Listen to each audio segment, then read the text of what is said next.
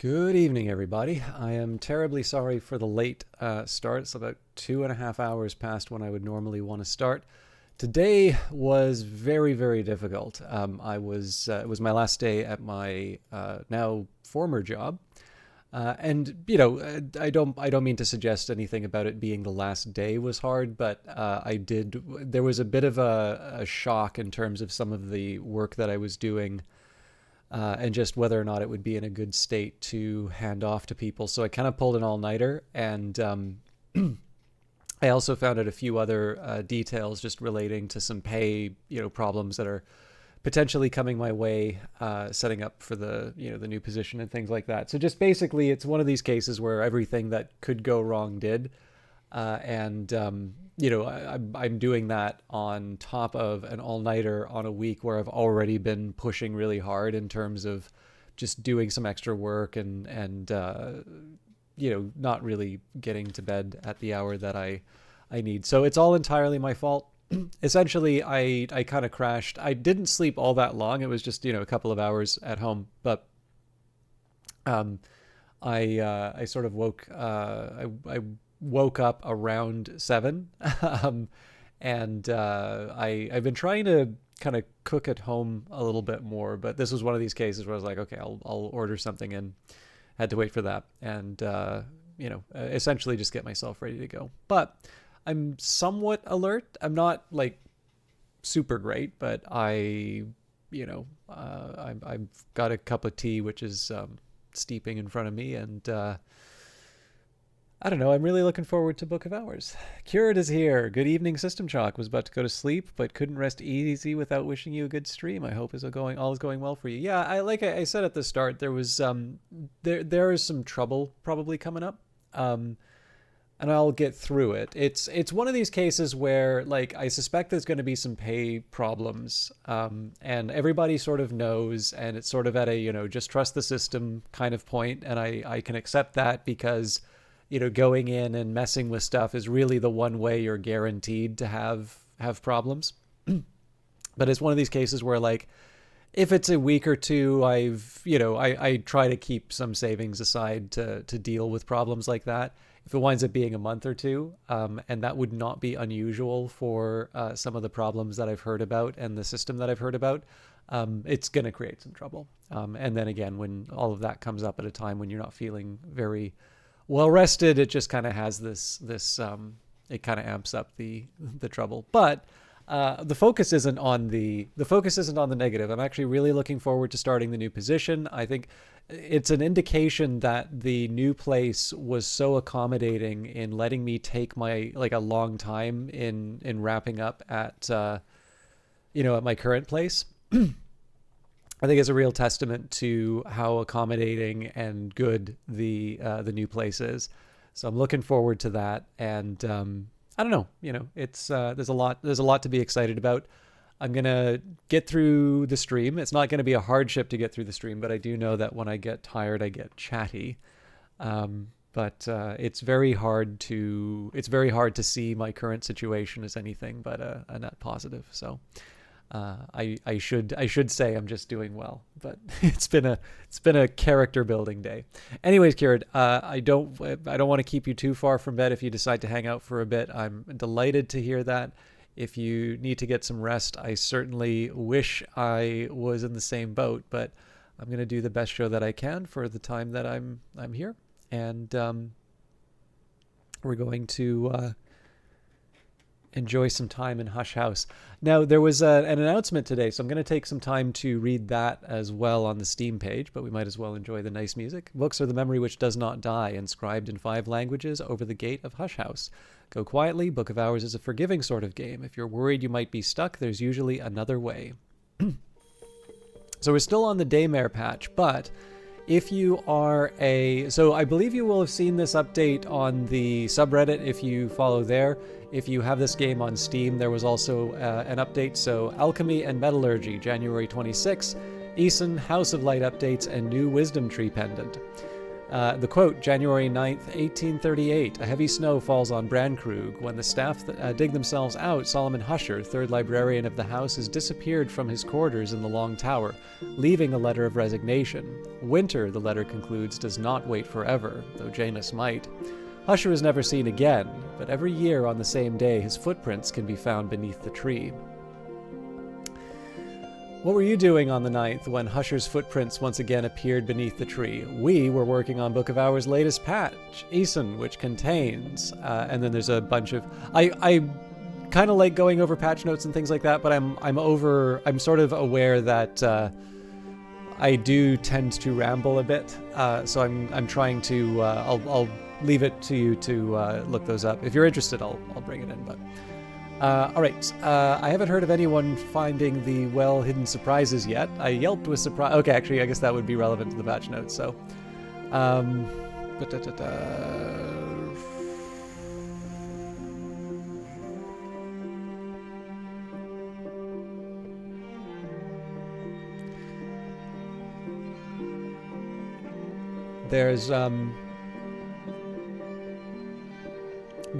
Actually, I do recommend reading this update because there's some good fun with the localization. There's actually a couple of terms which I'm lucky. I always feel, haha, I'm getting better whenever I run into terms which I have not learned from a Weather Factory game. So a couple of those came up here, which I was feeling good about. Okay, House of Light. Note from Lottie, this is our upcoming Book of Hours expansion. If you hadn't heard of it, I'm not doing marketing properly. Excuse me while I go cry over there. Sorry, back to AK. I want to do 3 things with this. Variety of outcomes from the visitor stories. I actually loathe the term branching narrative because it imprisons us in this 1990s idea of the CYOA. That's Choose Your Own Adventure, but it is quite a litigious owner, so you don't want to say those names or those words. Tree diagram structures, but stories with variety and outcome lack zing. Whichever term you use, there ain't any of it in the visitor stories as they stand. Partly this is just because I wouldn't have had time to write the things, and partly because it's hard, maybe impossible, to write stories with variant outcomes in a game that explicitly tells you that there are no mistakes, and you can't lock yourself out of anything. Ask 10 dedicated CRPG players of your acquaintance how many of them don't look at a wiki nowadays before making a key narrative decision, and imagine finding out that you've missed out on a decision because the visitor came and went while you were unlocking the wine cellar. Excuse me. But obviously people were always going to want more A, relevant story about, B, known characters, with C, choices that allow self-expression. So releasing that as an expansion neatly addresses both problems. We now have some months we didn't have before launch, and it'll be an opt-in for people who've played the game once already or want a bit more variety in their outcome, FOMO be damned. Cooking and social events. There's a bag of flour and a mixing bowl in Hush House Kitchens, but you can't bake a cake. This is because we started with art for the kitchens, which we sliced up and turned into manipulable objects, and some fitted more naturally into the crafting system than others. But that's not relevant to people who just want to bake a cake, or have vegetables less generic than a sack. Meanwhile, I've seen a heartening number of players talk about how they in-game RP afternoon tea with visitors and villagers, and it ties together with more visitor engagement. Some parts of this point may end up in the game as a free update. I don't know until I've worked through the design. It depends on how easy or not it is to tease apart from the rest. A bridge to the next game. Now this surprised me a little bit, partly because I was under the impression that the next game was actually not a Secret Histories game. Now that doesn't necessarily mean that the next game is going to be a Secret Histories game, but it is interesting to hear them talk about this already. So Lottie and I have an unusually clear idea about Game 3, though we might change our minds and we won't be starting on it until at least 2025, and I want to lay down a few barrels of good stories so that it'll be aged and flavorful by the time it shows up in 3. I'm also planning ahead and trying out some ideas with design, with narrative structure, and with UI that, by 3, should ultimately take us beyond windows and slots. It's a good model, it's brought us a long way, but it does sometimes feel like trying to write through a keyhole. To establish a skeleton that links all that, I'm going to spend a week in a quiet place with good light, a very large table, and a box full of cards and colored pens, and 0 cats, so I can go to bed with a table full of cards and enjoy a morning without regret. While Lottie tinkers with a prototype for something to do with Book of Hours visuals, which we hope will make some people fall off their chairs.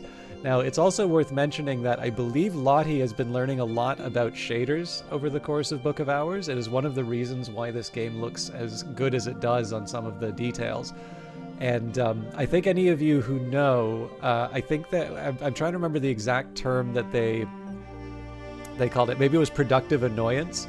But essentially, she has this quality of becoming frustrated with something to a level that she wants to master it, and this has now gone from, I think, what is it, art to I believe there were 2 or 3 trailers edited by her. I think they were very well done. So this would be something that I arguably know a thing or two about, although whether or not I'm a good editor is a whole other question. But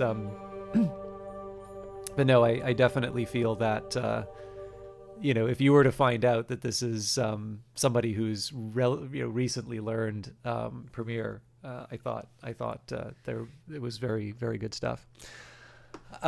So yeah, when there's a promise of we're hoping it'll make people fall off their chairs, if you sort of look at some of the pieces falling into place, this could be quite interesting. Wisdom Tree Pendant. Scholars and adepts recognize 9 wisdoms, though they disagree where one wisdom ends and another begins. Now back to Lottie for a final arty update. Remember this from the Advent calendar? This is an image of a pendant. Let me see if I can get you that link.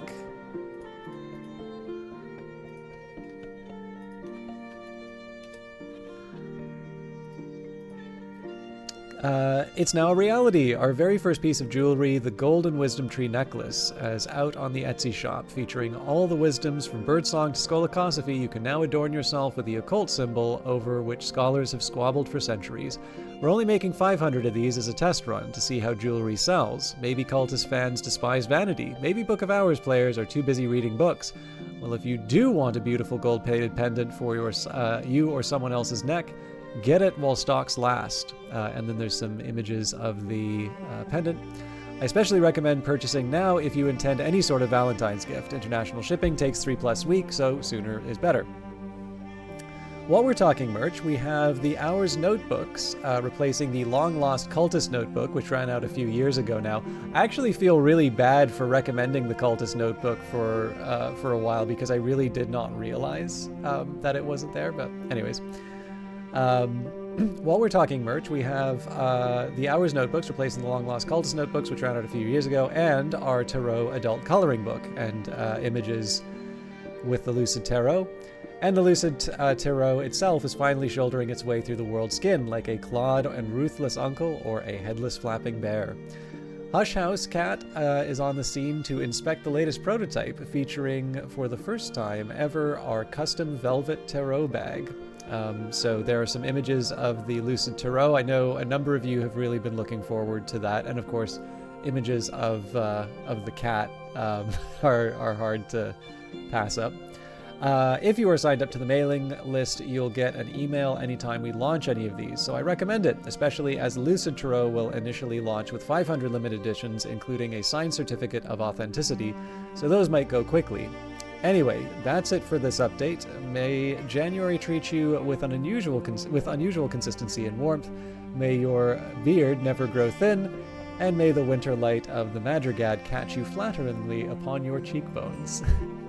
More updates on House of Light soon. So this was a really, lots of stuff in this update, but I'm really excited for some of the things that are sort of teased here, and being able to sort of see a physical version of a number of these items is also really neat. Okay, we are ready to enter Hush House. Now, I did say that one of the things I was debating on for crafting was... Sorry, I need another drink of water.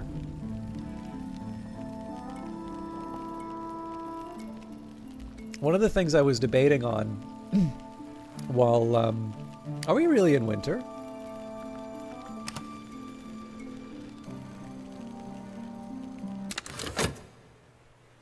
For some reason, I seem to believe that we had crossed over into spring. Nope. Winter it is. But I think it's maybe because I saw one of the trees just in the background. Or foreground. But okay, so one of the things that I've sort of wanted to do is test out some of these different skills, and I'm trying to think of a way that I can do this without making the playthrough sort of grind to a halt. There really isn't a great way of doing that, if I am completely honest. So I'm not really sure. I'm really not sure what to do about that. I don't want to ignore working on certain skills, but on the other hand, I don't want to. Again, like it's the division between making progress and making sort of that internal progress, especially given that I spent so much time talking on the previous stream, which again is no hardship. I enjoy being able to interact with people, but I realize that for some, it's not really what they're coming for. So let's start by seeing what Reverend Timothy gives me. And I think maybe what I'll do is I'll try to divide it among... So I sort of already did this approach where I tried the different... I tried the weather to sort of drive some of the choices. What I think I might do as a follow-up is I'll section out a few skills a day, and we'll sort of break those up so that I'm not spending the entire time testing different skill combinations, but I'm still getting something resembling, progress. I don't need to listen to everything Reverend Timothy says. He doesn't even really expect me to, but I'm often glad when I do. Now, if I recall correctly, we already took care of the lessons learned. I'm currently not making money at the Sweet Bone, so I should fix that. I could help with correspondence and arithmetic. There is no school in Brandkrug, and not everyone here knows their letters. We're out of a coin to find visitors seeking employment.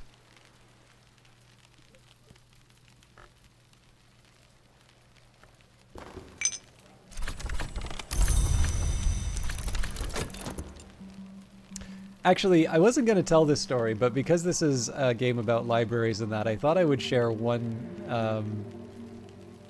fun little detail. I wanted to make sure, so the place where I worked, actually has a library, like a dedicated library with proper librarian staff and such.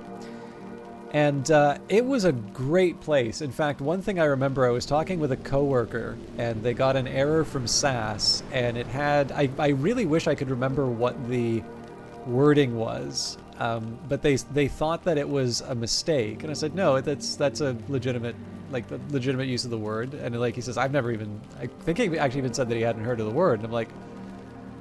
Or maybe he had, and he just said that it wasn't appropriate use of it. And I said, no, it's got, it has other meanings, you infer it from the context. And so, it's not like a heated dispute or anything like that, but a mild dispute over the issue. So I'm like, well, there's one place we can get an answer for this. And he's, where? I'm like, you've never been to the library? And he's like, we have a library here? So I'm like, all right, you're coming with me. So the library was actually in another building.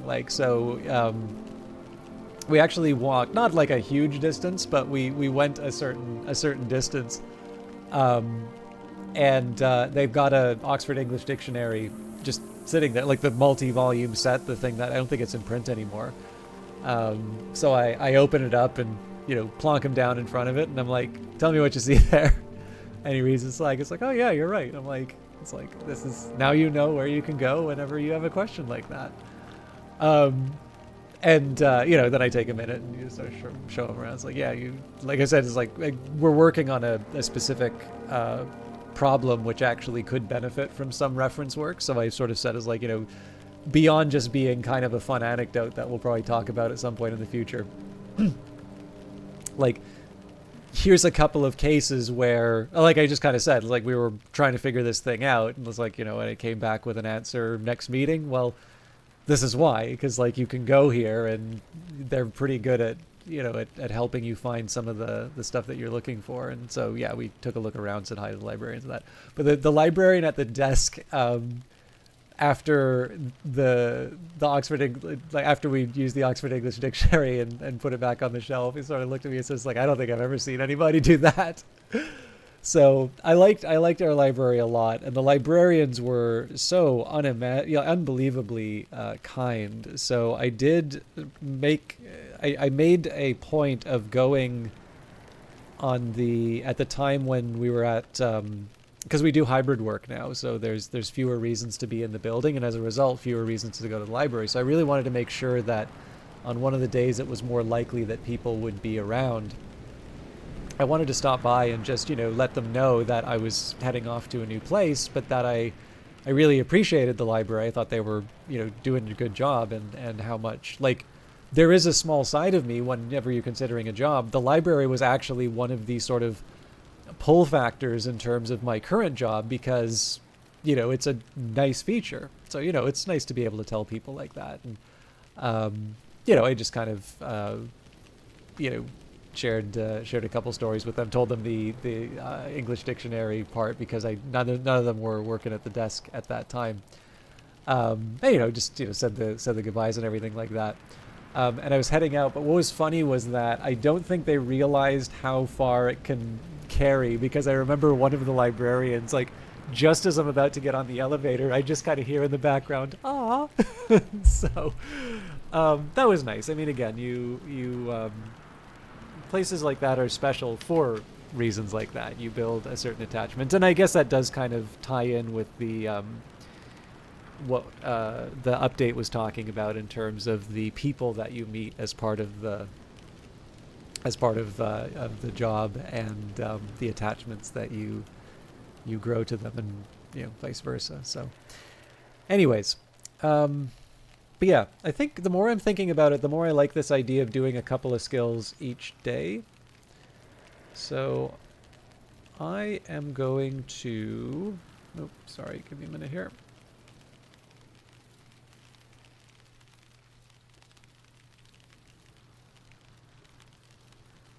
Something's going on with my tablet.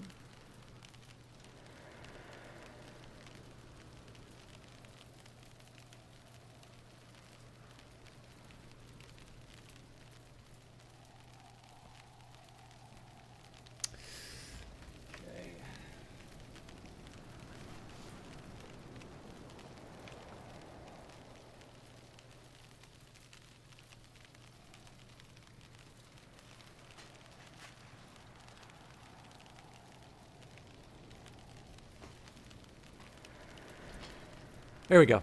I just need to find my pen. So I'm going to consult my spreadsheet.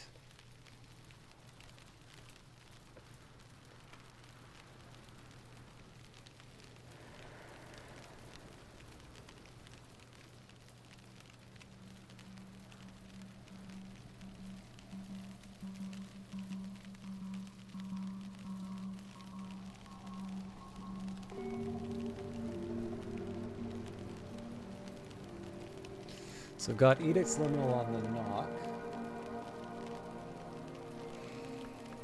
Now that surprises me, because I thought we were further along. So Sacralamea.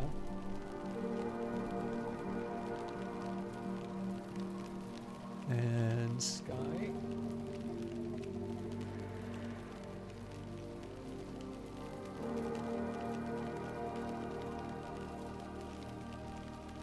Okay.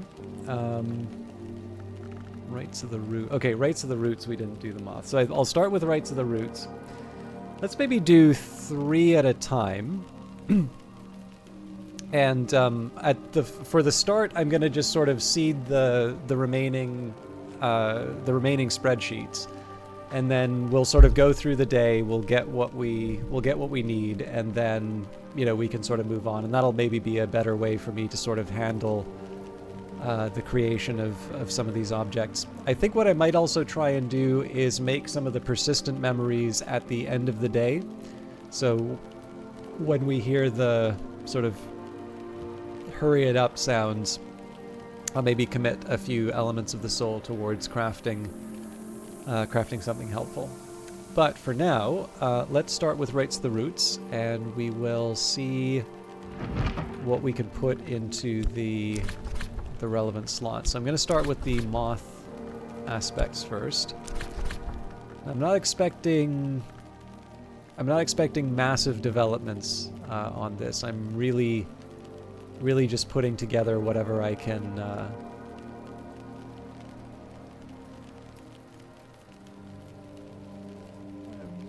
Whatever is consistent, let's say.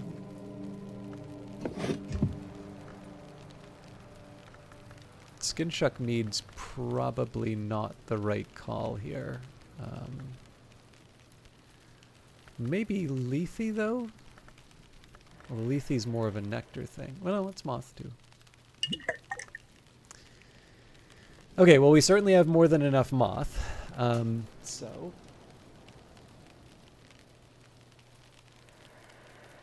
and looks like that's actually already been... looks like that's already in the notes. So let me just take a quick look and see if it's a nectar, and then I can just leave that aside.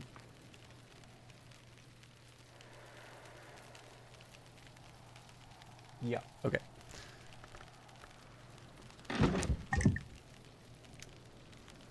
So next would be Auroral Contemplations. That's a lantern or edge. Now that works reasonably well with the hail, although again, it's not the sort of thing that I'm expecting any sudden major developments out of.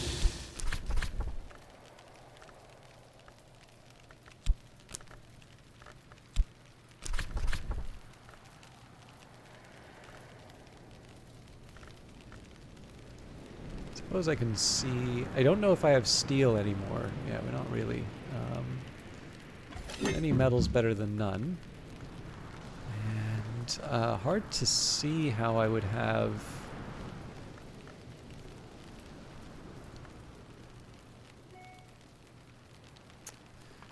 Trying to think of any edge things that would help out here. I guess arsenic. But I don't know if arsenic actually counts.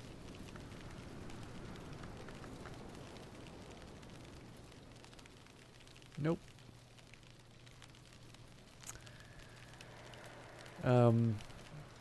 Serpent milk is an option, but serpent milk has never been something that we can make. Now, it is a level 10, so I suppose we really just need to find something that meets the requirements. So let's try the Lignum Vitae Blanc here.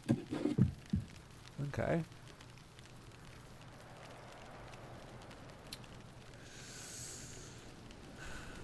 I wonder if maybe this is iotic essence, actually.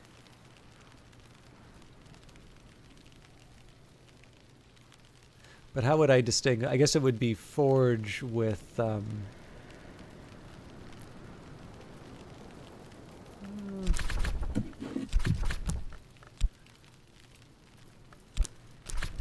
don't think it hurts to take a minute to experiment.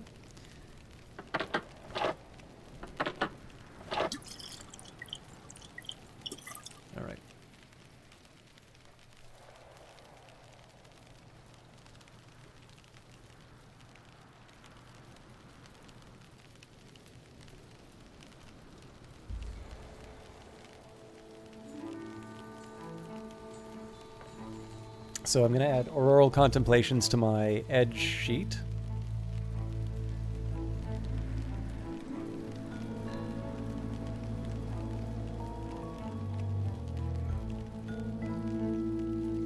So memory gives me a winning move.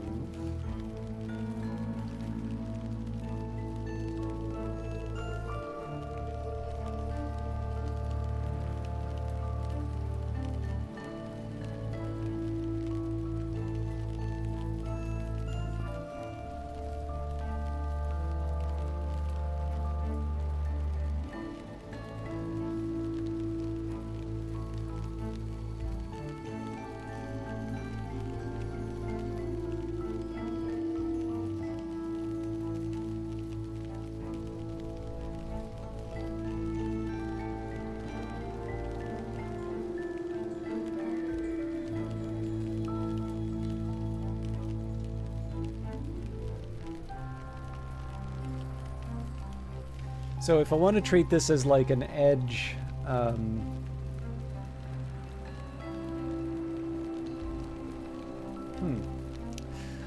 So apparently if I were to try Perinculate, I could potentially get a Serpent's Milk, but the thing about that is that it's like that's a keeper level recipe, so I don't see that being the solution there. Anyways, I don't want to spend too much time dwelling on it. It's just a useful... I did not check out the lantern. Well, we've got some basics down, so I'm not going to mess too much with that.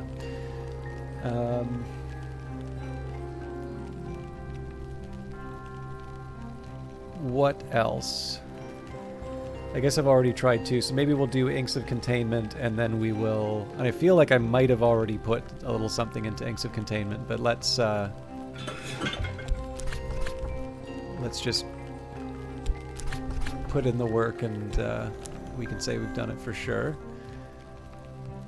So the theory here would actually be that it's something sky, or would it be?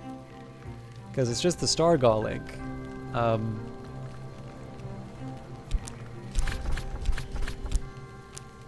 So the better theory is something moon, which I don't actually think I have that much of memory-wise. In fact, I don't think I have any moon memories here. Okay, well, for starters, let's see what we can chuck in there.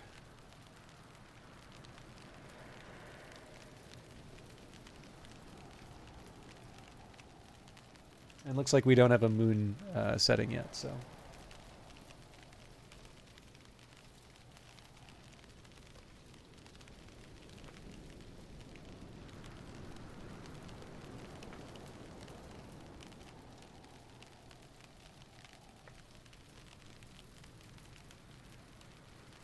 Got Inks of Containment.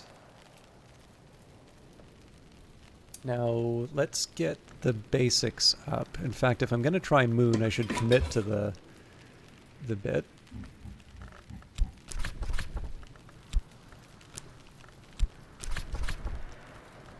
Okay. And then... Well, let's not worry too much about the extras. Let's record what we've already got. So...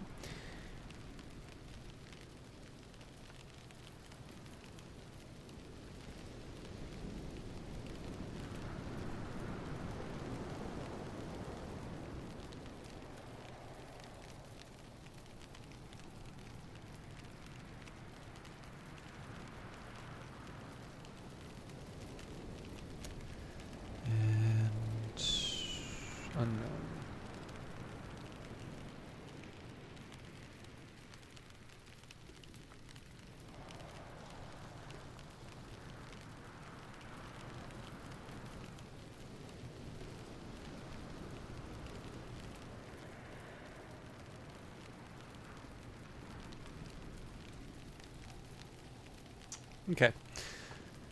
So it's really not that obvious in terms of what we do. Now, if I had a guess, I would say probably the most likely connection would be something to do with the Lethe.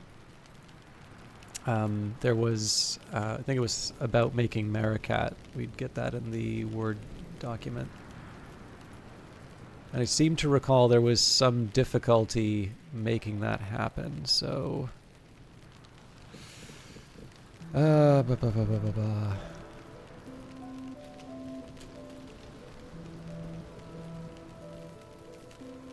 actually, Lethe, Nectar, and Inks of Power. So, I wonder if I have something on Inks of Containment.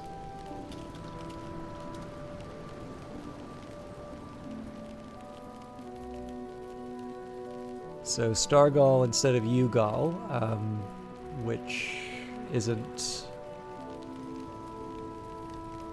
And then Inks of Containment with Solomon's Preparation, so that...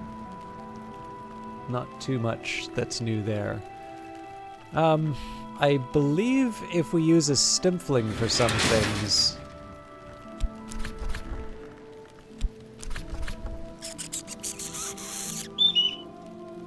Well, we're already at our 15, so we know that didn't do anything.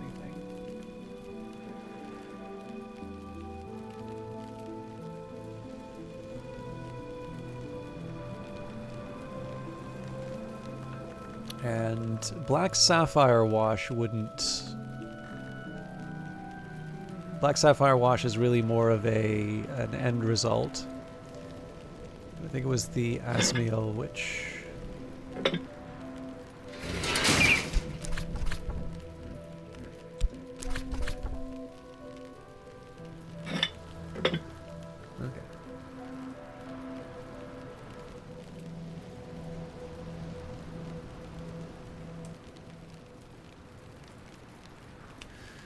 Okay. I can't think off the top of my head of any more... Like, again, the challenge here is for the keeper level things, you need to be exact in terms of what you're doing, and especially when we're looking at inks. So I can definitely see the... Actually, see, I'm always thinking that this might be related to the Encastum terminology. Like, it just kind of feels if you have something related to inks that would be the most sensible way of doing it. So, you know, I wasn't going to do this originally, but let's see if I can somehow...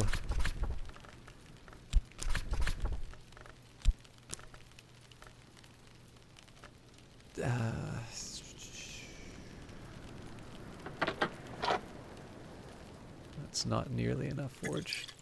And it wouldn't let me anyway. Yeah, so I need somehow to get 4 forge out of... that I really need to commit if I'm going to try and do that. Okay, well that's maybe an avenue for me to try in the future. I should do one last check on the winter sides of things.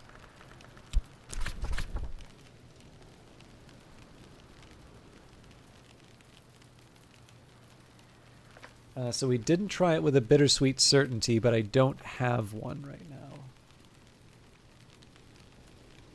And the other possibility is a leaf. Now, the funny thing is that we have tried with a flower, but we have not yet tried with a leaf. So I think that is actually worth putting some effort into. So this one isn't so difficult. We really just need some kind of entry. Okay, and no, leaf is not sufficient. And again, we wouldn't expect it to be because this is really looking for a specific item.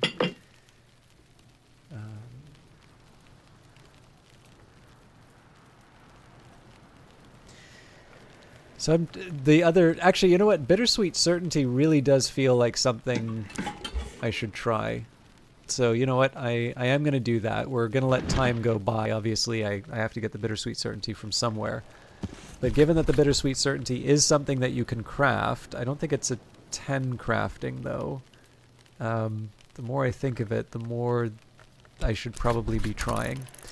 And then in the meantime, I'll maybe take an inventory of my existing winter recipes, just to see if I can get some new ideas of things I might try. Solomon's Preparation. I don't need to listen to everything Reverend Timothy says. He doesn't really even expect me to, but I'm often glad when I do. Okay.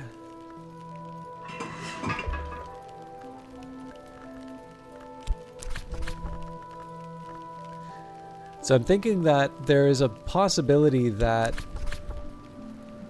my unfamiliarity with things other than Solomon's Preparation with winter is because there may not actually be something other than Solomon's Preparation. Nope, Essential Periost. Ah!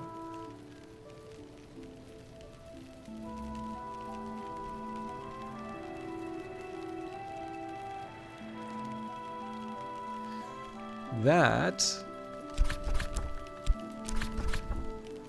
is one worth checking.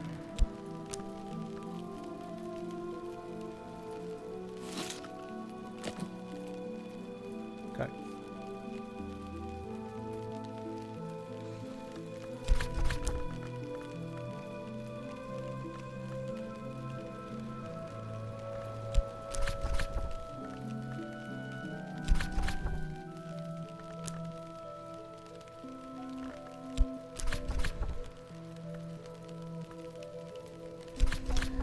Okay, we have plenty of things to create year tallies. I can't see the year tally being relevant. I can try, but it would be the first of the keeper level items that can be used as inputs to the others. But yeah, okay, I got the information that I needed. Other than bittersweet certainty, I don't think there's much else for me to try. And then we'll just do another batch of these when tomorrow comes.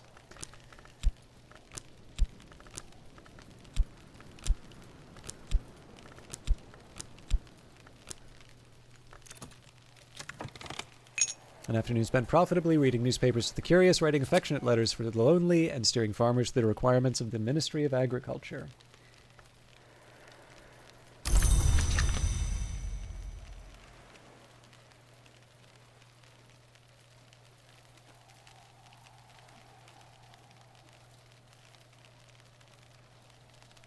Okay. Sweet Bones has been the public house in Brandkrug since Cromwell's time. Its history is notable, its beer is not. Guests looking for discreet employment or for discreet assistance congregate in the snug. And, oops.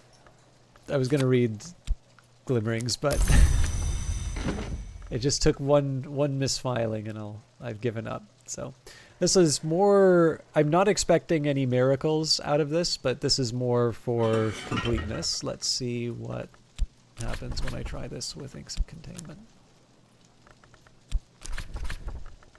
So we're already at 17, so I wouldn't, I'm not expecting miracle. Hey, Sophia, how are you doing?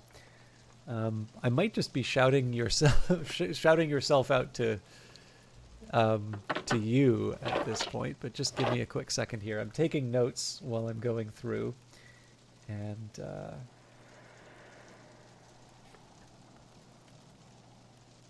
okay.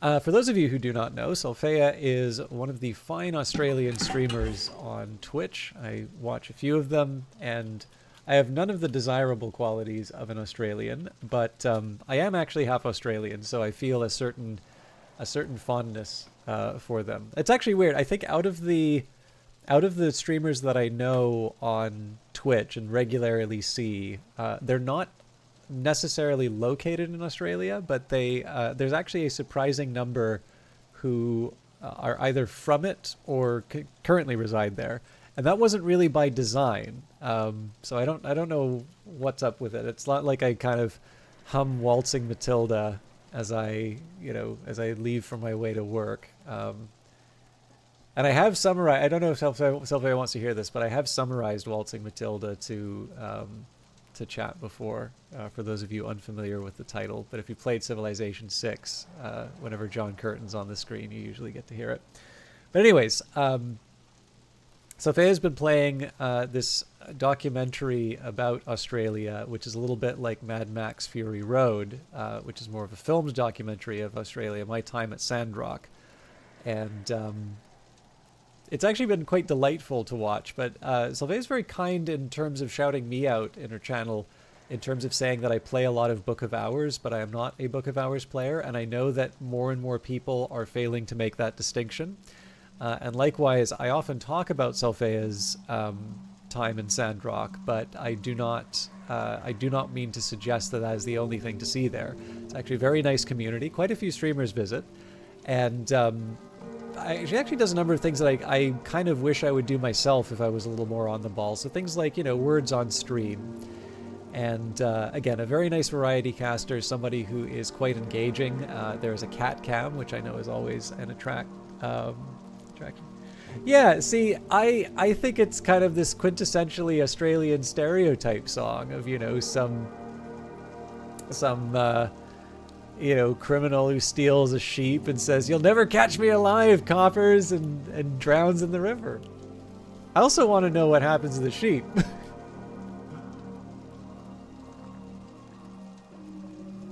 I don't know if you've ever played Civilization, but I highly recommend. So there's so Australia is one of the nations. The leader that they chose is John Curtin, which I actually think is a pretty decent choice. They finally added Canada in Gathering Storm, and I was very, very happy about that. And They didn't choose. It wasn't a bad choice that they went with. They went with Wilfrid Laurier, but probably my favorite prime minister would be Lester Pearson, and I feel like that would have been something kind of nice about that. But hello, Winter Monarchs, 7th of their name. How are you doing tonight? But anyway, sorry, this is still supposed to be about Sophia's broadcast. Definitely somebody worth checking out. I actually originally met them through Dendry, and they're a moderator for them. But obviously a very admirable streamer in their own right. And I felt a little bad, so I feel slightly bad that you're here, Sophia, just because of sort of these implicit promises that I'm close to the end of the game. I should maybe caution you, and this is an answer to your question, and now Winter Monarch's question, how am I doing? I'm generally well. I had my last day at work today, and unfortunately it does seem like there may potentially be some issues with sort of the payroll, like the transfer between those things, which I'm a bit worried about. That kind of came at the very last minute. And I also was surprised by a thing related to the state of the work that I would be handing off to people. I kind of pulled an all-nighter. And so, number one, I get very chatty when I'm tired. And obviously this week I've always been tired. But particularly today, one reason I'm starting about 2.5 hours late is because I'm just wiped. And I've got a cup of tea in front of me. I'm generally feeling a little bit better. But I'm just very worn out too. So like it's not a bad place to be, but I'm feeling the effects of it. So I'm going to the new job right away. I'm taking a break. Nope, start the new job on Monday. Like I'm just taking my weekend and that's it. So whether that is wise, I don't know. But the new place was actually very, very reasonable. There's a couple of things that I think I don't want to say, like whenever you say this about yourself, it makes you sound like an egomaniac. And I really don't. I often kind of get accused of being, conceited or overestimating my abilities or something like that. And it's funny because I definitely feel like I tend to undervalue what I can contribute quite a bit. And it's largely because of those kinds of responses. But, that worry aside, I will say that I think there was a reasonable argument that there's a couple of things that I did at my now old job that I would sort of count as indispensable on. And one of the things I really wanted to do was try and sort of land that as smoothly as I could for the people who would be inheriting it, because it will be a tough job no matter what. There was no way that would be an easy job for them to pick up. But, the document folder that I was working in, I actually counted it, and there were like over 800 files that I was working on, and not all of them were good, right? Like there's a bunch of nonsense that were like false starts that I just sort of kept aside in case there was something useful. So basically, because that was the state of the project, the other place was very generous in terms of letting me have a relatively late start. So I actually accepted my letter of offer, I think around mid-December. And it's only now that I'm going to be going to the new place. So obviously they were nothing but reasonable in terms of letting me, have the time. And my original plan was if I could sort of deliver everything, I would maybe take some vacation time, but it was really clear that I would be working like hard right up to the end.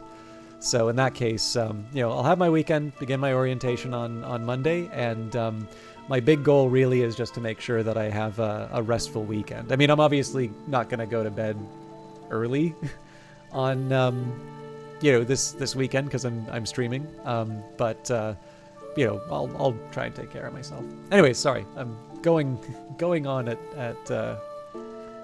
at length about something that really could have gotten a single sentence answer. But on Civilization, I don't know if you've ever played it, Sophia, but if you want to hear a really, really good rendition of Waltzing Matilda, the one thing that they do really well in the game, it's either if you are playing the civilization or if you encounter them, they'll have sort of their theme.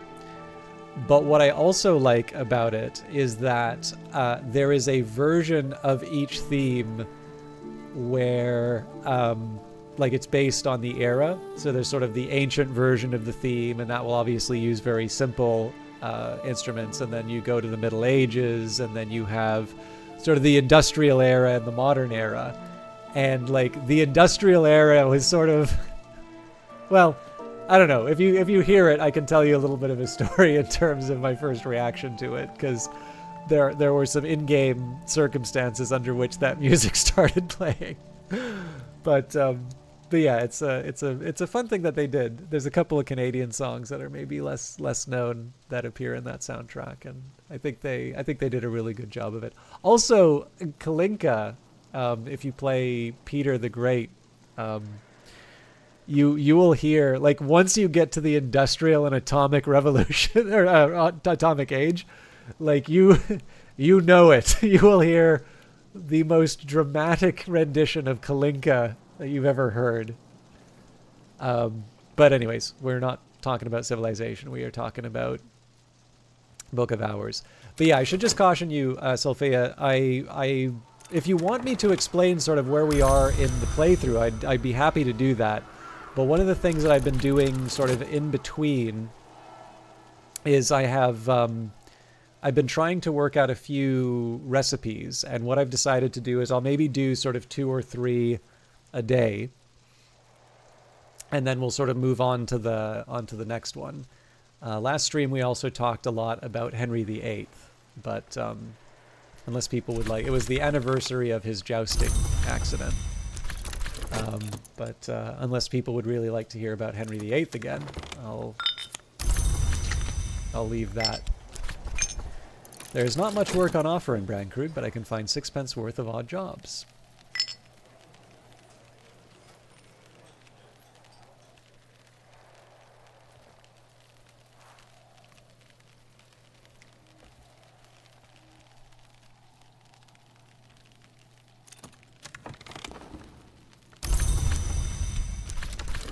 Oh, wait, it's late. Another time?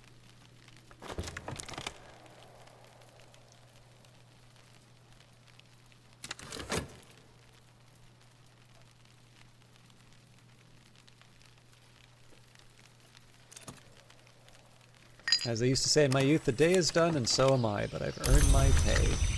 Now, it's always nice to just have Reverend Timothy over anyway, but it's there's also the advantage of the fact that he does give me memories.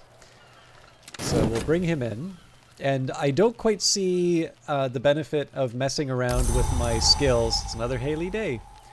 I don't quite see the benefit of messing around with my skills until we have a few more memories, so I'm just going to set those aside, so Reverend Timothy always jumps at the offer of my company. Reverend Timothy is always, always happy to chat. And I don't really need to make money at the Sweet Bones right now, but I can move on. Timothy is a real one. How you doing, Nincompoodle? I would definitely say I relate quite a bit to Reverend Timothy. Not only just because like I really like Lantern and I really like Nock, like those are aspects and principles that I feel a certain alignment with, but you know, obviously the fact that he's got that 45-second chat and he's introduced as being a talker, I'm like, okay, that is actually quite cute. I'm glad I don't have numbers after your name. You would get old to be high. I am insert name here, the 17th. How are you doing, Starbright Knight? It has been far too long. I am very happy to see you. I hope you're doing well. I think you've seen me play Book of Hours before, but how have you been doing?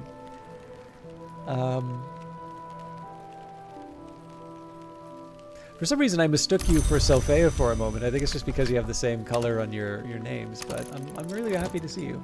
You had a teacher called Mr. King, but his first name was Timothy, and he hated being called that.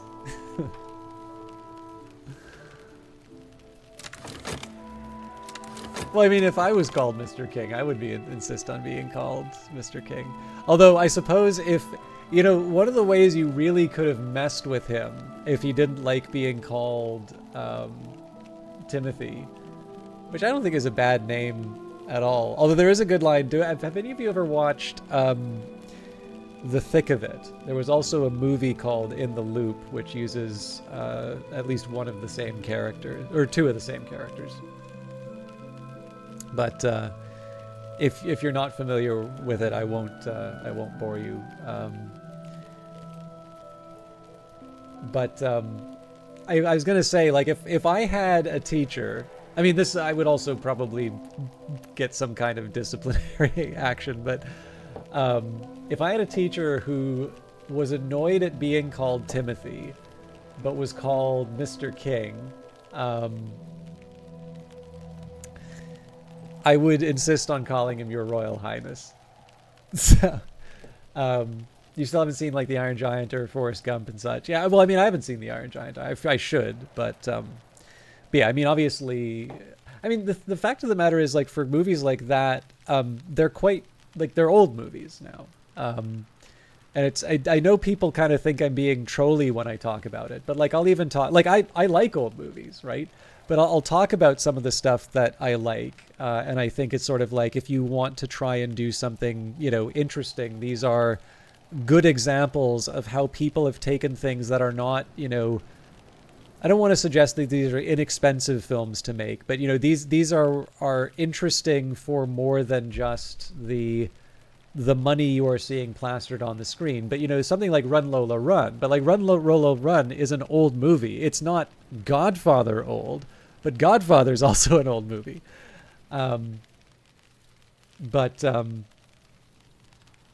Would it be mean to ask Mr. King if they play chess? But yeah, no, the thick of it was it's a political satire. It's by Armando Iannucci, who does really good stuff. So he, when he went to the US, he did Veep for HBO. I believe he's currently doing Avenue 5 for them. He also did The Death of Stalin.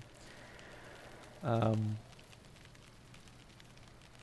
yeah, he's a very good satirist, and but yeah, there's a fun line about a guy named Tim in the thick of it, if you've ever seen it. But I get the impression, if you've ever seen Yes Minister, Yes Minister is very much a product of its era. So I have to imagine that it was made either at or around the Thatcher era, and you have this wonderful character, Humphrey Appleby, who is just this quintessential civil servant. And the thing is, it's a comedy, but the civil service absolutely is the antagonist, right? Like, so the antagonist of the story doesn't have to be a mustache-twirling villain. In the context of a comedy, someone can still be an antagonist, but still be a funny or otherwise interesting character. But it is absolute, like, you can kind of tell that they are conservative comedians, or like writers, or at the very least, I can't remember if it was Anthony Jay or Jonathan Lynn, but I'm pretty sure one of them was just a straight up Tory. And it's because the reason for this is that you have this story about, you know, the minister, the elected representative of the people, constantly being thwarted by the civil service that is just sort of, you know, operating in the background, unaccountable to anyone. And it's like that is not, like, that strikes me as a very kind of Thatcher era sort of way of looking at how government works. And, you know, certainly you would get this impression that this is a very powerful system that the hapless minister is up against, and eventually prime minister. But what I think is very clever about what Iannucci did with the thick of it is that it seems a little bit more of like so I want to say like Blair, but it's probably more like Gordon Brown and David Cameron era. Because it didn't go for that many seasons. I don't even know if Tony Blair would have been prime minister around that time. But what you have is this shift from the civil service to instead like the media. You have this, I think, this sort of very memorable character played by Peter Capaldi, Malcolm Tucker. And he's sort of the chief strategist and the communications director for the government, which I can't remember if they outright say it's a Labour government or if it's just heavily implied, but it's very clear who the David Cameron character is. And there's certainly a Gordon Brownish sort of figure who never actually shows up, but if you know a few details in the background, you'd get it. But anyways, I think, like, so they're both very funny. Like, if you like British comedy, both are very good. But I think there's also something very interesting that you can get by contrasting those shows, because you have the civil service in sort of the 80s, and you have sort of the media and the spin doctors in in the thick of it. And it's this nice little, it doesn't have to be just sort of transposing something like Yes Minister into the modern era. It's actually considering the current situation and what makes it different. Another political satire that I've wanted to see more of, and unfortunately I don't really know where I can find it, but there seems to be two series which may or may not be related, but they seem to be quite similar. I've seen clips of it on YouTube, but Utopia and the Hollow Men. And that seems to be one that's kind of up my alley. I know a little bit less about Australian politics, but like it's kind of funny how similar Canada and Australia are, like big natural resource sectors, and people are, always, there's like a third party that like people never vote for, and they always say they would be really good, but then people don't. But the thing, I guess Australia has proportional representation, so there's really no excuse. In Canada, we have first past the post, so everybody's like, yeah, these guys would totally get it if it was pro-repping. No, they wouldn't, but that's a whole other issue. Anyways, that is kind of funny, though, that your teacher gave a blog post. I said I wasn't going to get very chatty on that, and I did, so apologies. Especially when I talk about, I'm assuming 3 shows that like nobody has seen, so my bad. Right, we're going to continue to chat with Reverend Timothy. But yeah, but to the point of like people who have or haven't seen these things. Like the thing is that in addition to the fact that a lot of these references are quite old ones, and I mean they're there for a reason. They are good references because they are good movies. But it's we're also at a time where it's not exactly like good shows are scarce, right? Like if somebody doesn't have a good movie to recommend to you, they almost certainly have 5 or 6 series that they consider to be like, if you haven't seen them, your life is over. So it's sometimes hard to talk about this stuff just because everyone has their recommendation, and it's hard not to come off as a complete maniac when you're trying to sort of really encourage people to check something out. I don't know if any of you have heard of this little show called Breaking Bad, but I bet it's gonna be big.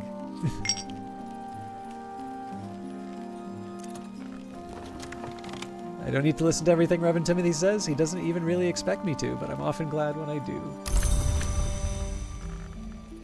Well, the first one that they did was kind of a letdown. Like they did this this lawyer show, Saul something.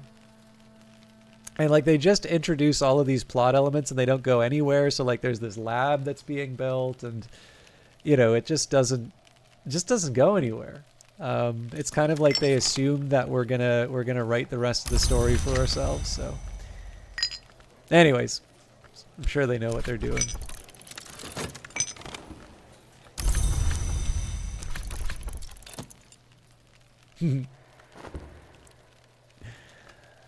Okay, I don't really have that much in terms of memories here, but let's continue on with the plan. So we only have a little bit of time left in the day. I guess I did also say that I was going to try and make some of these persistent memories as well. So we're on to Glazerian Lightsmithing here. So it's a Lantern and Sky one. At least I think it is, yeah.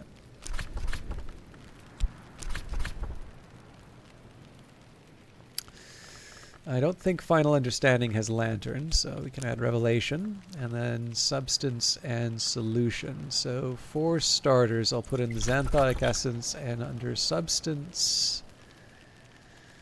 Oh, well that makes Uzalt, so let's not use that.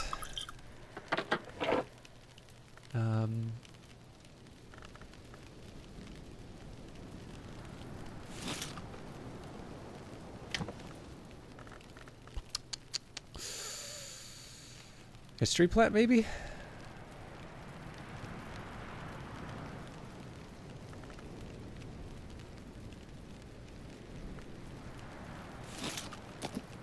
So no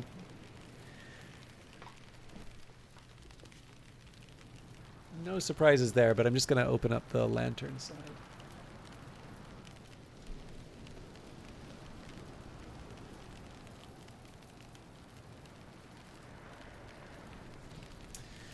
Okay.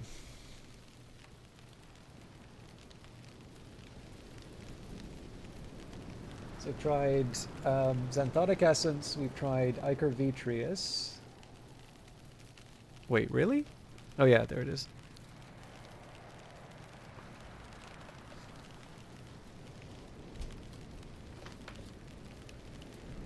Okay.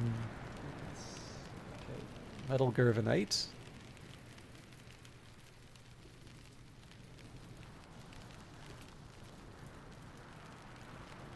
So I would make a guess here that this is a sky one that we're looking for. You try to do one bit of your pre-cal each day, and the video you got to take your notes on tomorrow is only 11 minutes long. That's not nice since you're going to be sleepy. Are we still looking for the same recipe? Well, I'm actually trying a few different recipes here, Nincompoodle. Best of luck on your math, by the way. So the type of analysis that I'm going to be doing, just about every job that I have is going to have some incredibly vague title, like economist or analyst or something like that. And obviously, like any job, that hides a world of things that at least I find very interesting that's underneath it. But because my bread and butter will not necessarily be directly related to economics. I mean, I think everything touches economics, really, right? But not to get Marxist on it, but it's obviously very important, and it affects all of us.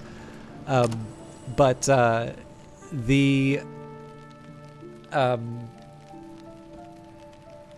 a very long time, a lot of the stuff that I did were different types of price measurement, and a lot of theory of how index numbers are produced. So, this would be things like a stock index, or how you measure inflation or things like that. There's a whole set of sort of principles behind that, which I know we talked about in the previous video, or the previous stream rather.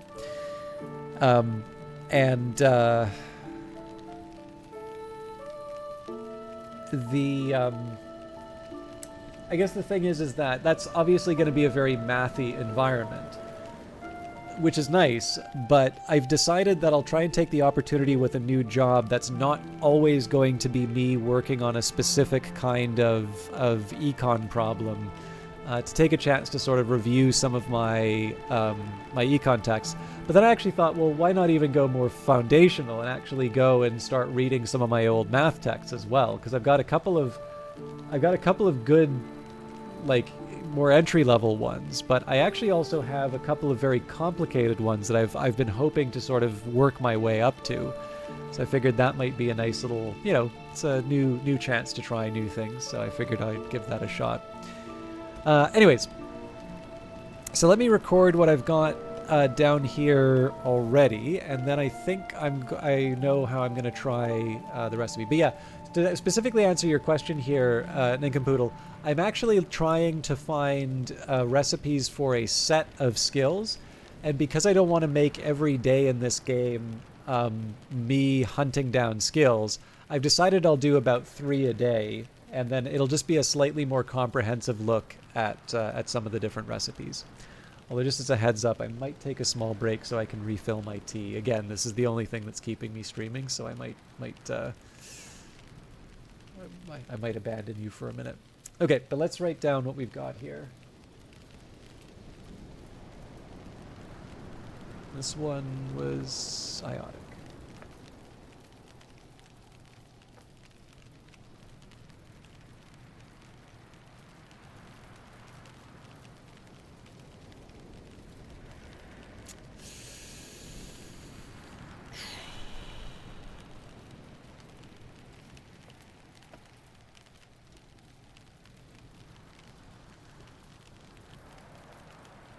Also going to change the way that I'm doing my columns, actually. So I've messed up my spreadsheet a little bit, but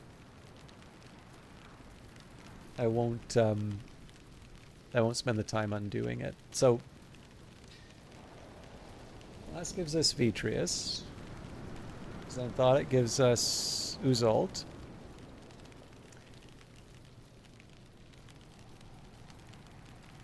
We've got Ashertine.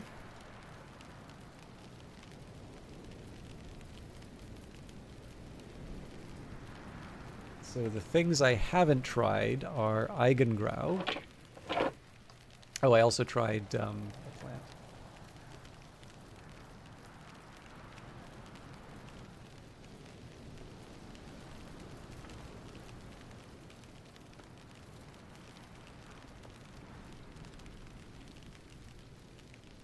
Okay, so one of the first things I'll try here is just to add the Eigengrau. Now, I'm not expecting miracles on that, but it's on the list, so I want to try and be somewhat comprehensive. Okay, so nope. Ichor Auroral.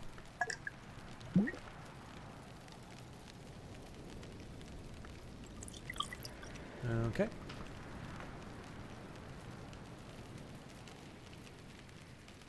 Tanglebrag. Again, I'm not expecting anything big off of that, but...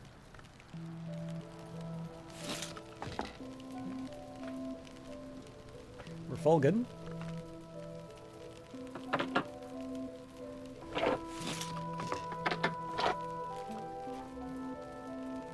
Deer Day Lens, I don't know if I'm going to be able to put it, is... I think a gift stuff just flying out of the room would be the best way to TLDR. That is funny. I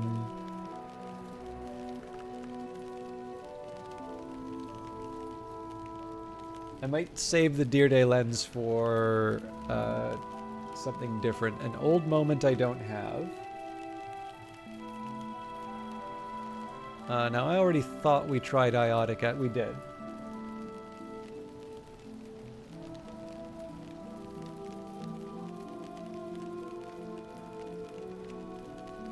Okay, so Deer Day Lens is the only lantern thing that's left for this spot. That's not great, but I think I can make this mostly work.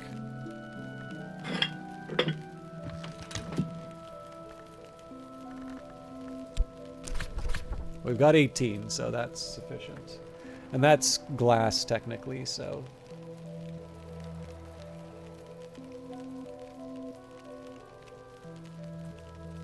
The old moment is the only one, and that actually does have a chance of giving me something, so maybe I,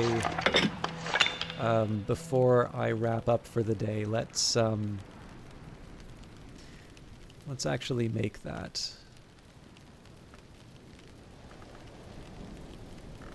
So I think, was it Auroral Contemplation? One of these I remember you just really needed a memory.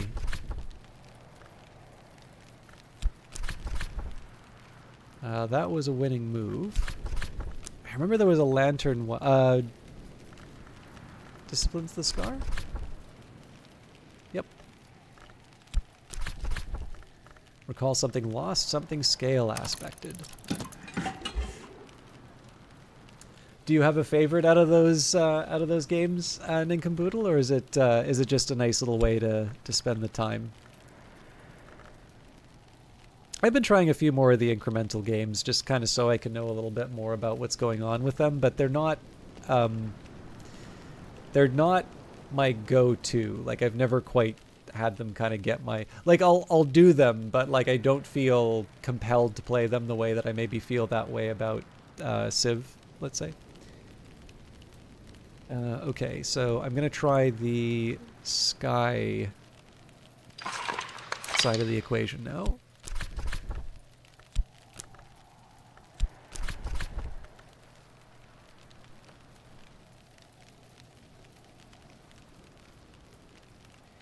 Okay, so we've actually got a number of these. So the Mazarine Fife, Ascendant Harmony, Essential Periost, Instrument, Deer Day Lens, Wood, and Light.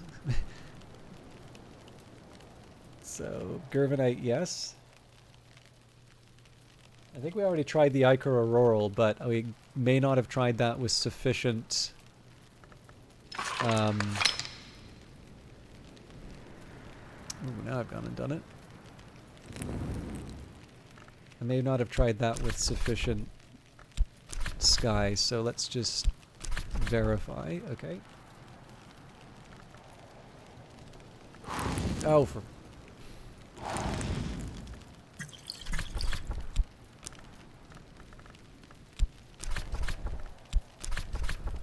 Yep. And Xanthotic is the last that I've got written down for sky here. And that's obviously Uzalt, so...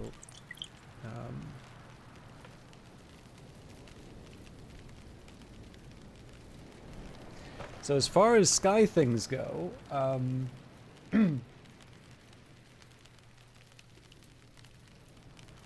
there's nothing there. So one other thing I can try, if it's about the Gervanite.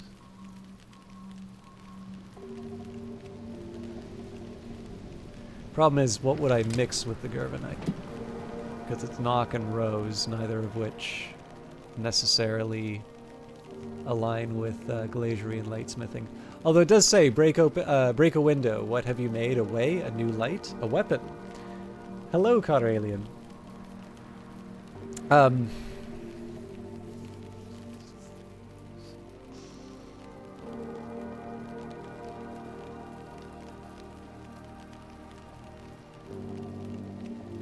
there is something about that description that does actually sound kind of knocky.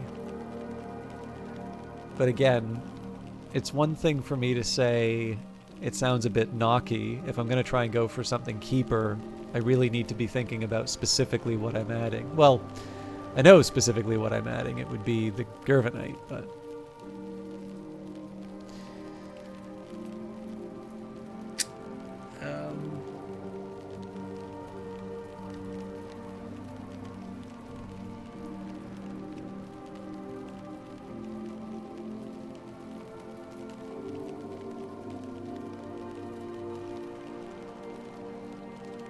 I didn't want to kind of have the playthrough grind down for these, so I suppose I've tried everything on my sky list.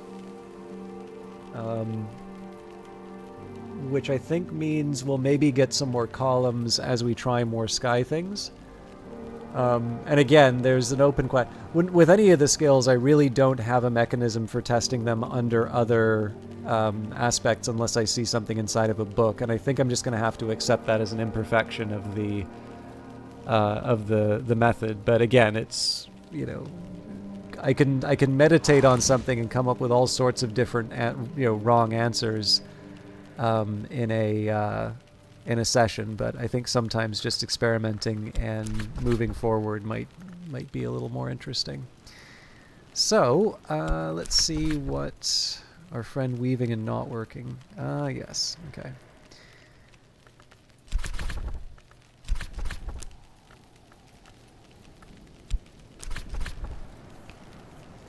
So let's see what, excuse me.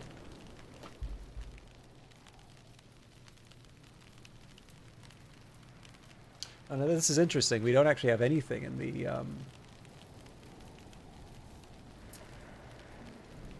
we don't have anything in the moth sheet, so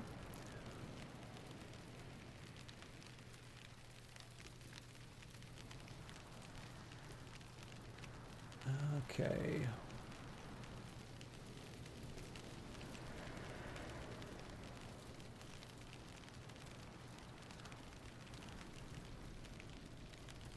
So this one is the opposite problem, where because there's because this is the first time I'm entering, like obviously I had a couple of tabs here where I either wasn't interested or had other things on my mind.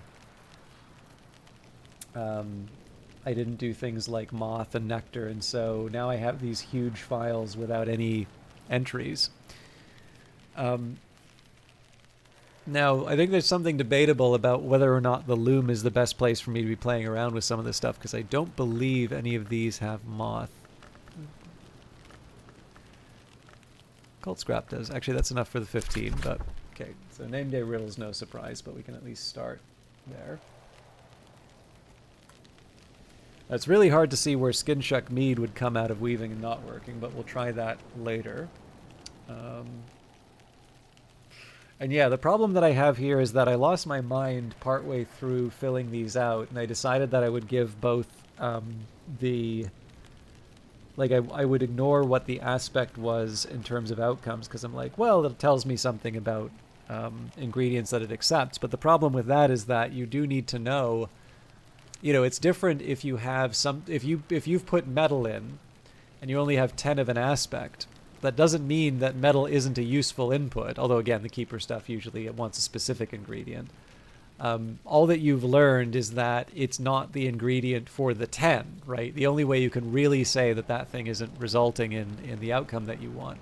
So, you know, as a hypothetical, if there were to be, I don't know, 2 items that took... I can't remember if there's a skill that does this, but if you had like a skill that, you know, there was a moth and a lantern and they both accepted some kind of a liquid or maybe a memory and you had to choose between the two, it would be relevant for this sheet to actually say it is this amount of moth that allows me to say that this thing isn't working with it. So like when I see a liquid inside here, I'm like, well, that could have been the knock thing for this other recipe. But anyways, it's in the list. I'll deal with it.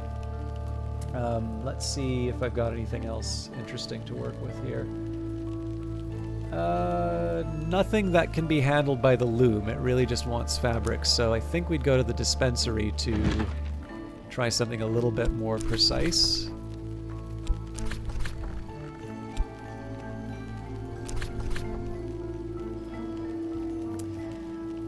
What was it about the way that I'm playing that suggests that I don't know these things, Quadralien? I've noticed that you're kind of giving me a tutorial for the game,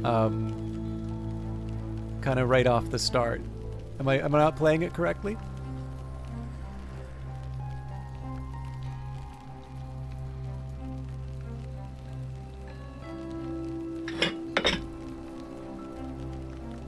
Okay, we can knock honey off. And honey counts as a liquid, so...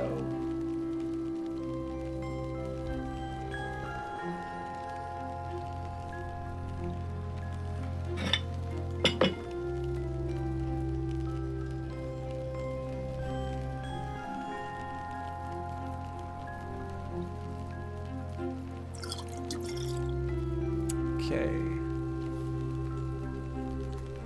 So we don't have the Ascendant Harmony. That might be something I want to add to my homework for the day.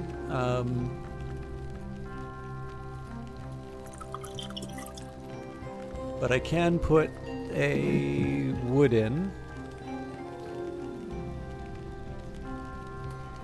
So again, things like the Mazarine Fife I'm not really expecting results from because I expect that to be related to what I built using Sacrolamea. Oh, cool! I can get the crafting recipes from this. Okay, I guess I never noticed that before.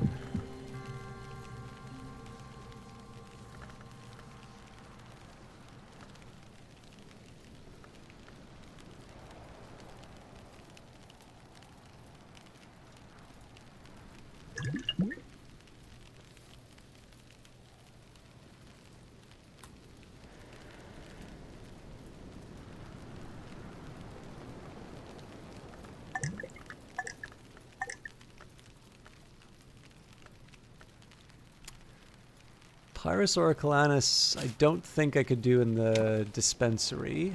But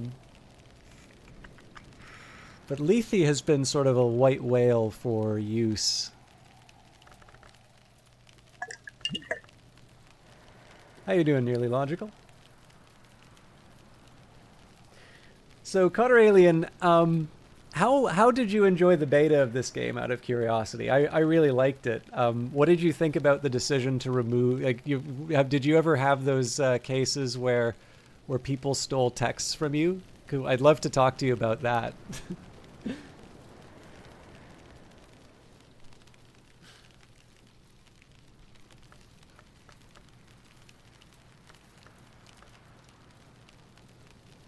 You are definitely not being asked questions. I'm gonna get some tea. I'll be back.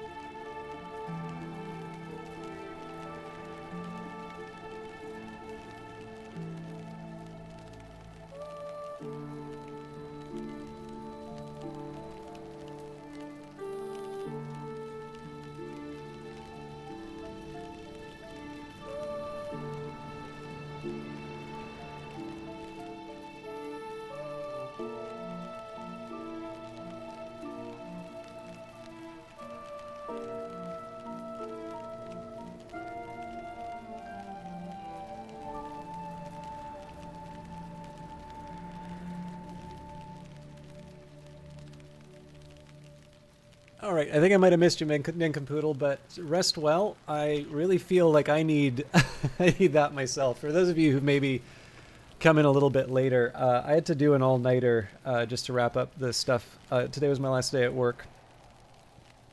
I start the new job on Monday, but there was kind of a last-minute thing that popped up, which threw all my plans into disarray, and so I did an all-nighter, and I managed to get through the day, but I am very, very tired, and the tea is the only thing keeping me going. So I've got, I do see we have Nearly Logical, who is dealing with the economic realities of car ownership. I'm actually not sorry. So I am kind of mad at how I stopped driving. So I had a car which was in very rough shape, but I'm not entirely sure it was appropriate that it was towed as a derelict vehicle. Like, just because I don't drive it very often does not mean that it is a derelict vehicle. But in any case, not only was there a fine related to it, but I had the whole business of like just trying to get rid of the thing. But I've also been in 2 accidents. But I don't know what I'm gonna do, right? But but yeah, so I can sympathize. I don't miss driving too much. I know it kind of limits some options that I have, especially where I live now, which is a little more spread out. But I'd walk everywhere. It's nice, although it's like super cold and like sludgy. The thing I've learned about Ottawa is that winter is actually kind of nice, but then you have this like death march from January to like mid to late March where everything is just like gray and cold and there's no holidays and you just got to deal with it. But anyways, I'm not going to talk about my troubles. So 3 major parts break in 6 months. I have to decide if you should put another huge amount or cut your losses and look for a new car. I definitely feel that. I mean, it's essentially the sunk cost fallacy is a fallacy for a reason, right? It is easy to see why it needs a label because we run into it so often. And Sophia says you blew head gaskets both within 3 weeks of moving to where you currently am. And the following year, you had to get all 4 shock absorbers replaced. I think 1 shock absorber is expensive, isn't it? But yeah, anyways, good. Have a good night, Nick and Poodle, if you're still around. Thank you for hanging out. And yeah, no, that sounds like a real headache. I am sorry that you're going through that. Nearly logical. Okay, back to weaving and not working. Now, again, one of the challenges here is that it's hard to, like, it's not like these recipes come out of nowhere, right? There are things that are like relevant to what's being explored, but on the other hand, it's not. There's only so many fabric items that you can make, right? So we've got our 19 moth. Leafy didn't do anything. Oh, actually.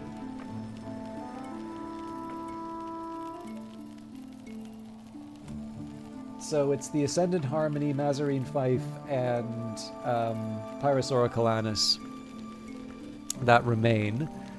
I think I can try these, not all of them, but the kitchen range. Sorry, in the... oh no, this is Moon.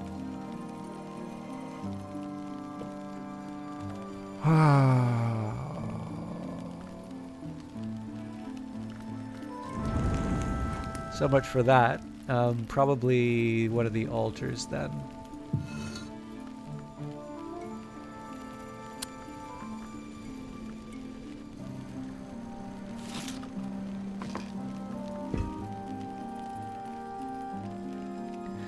The food is the one that I always get wrong. I usually just rely on the kitchen ranges to handle the food stuff, although I guess the cage is available. Ah, and it does have moth. Okay. Again, I'm not expecting anything magical, but it is nice to just keep filling in cells on the sheet. We are kind of at the experimentation stage. Okay, so no surprises there.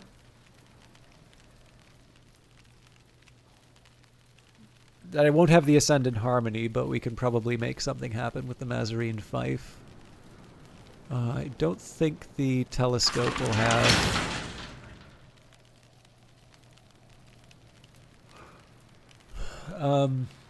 I'd try a desk, except that I do think I need a supplement like a skin shuck meat or something like that to make this work, so... probably a workbench would take a tool. And then I guess I just need to find a mothy one. Or I guess technically heart works as well.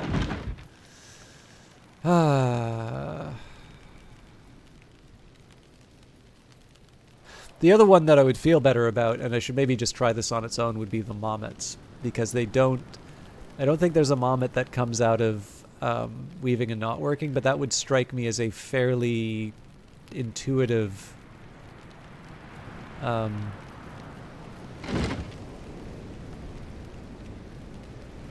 don't know, that would be like a fairly intuitive one to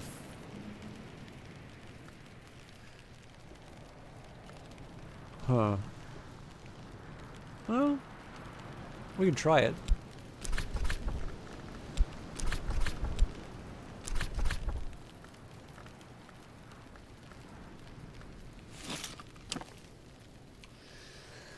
Okay, I'll add it to the list.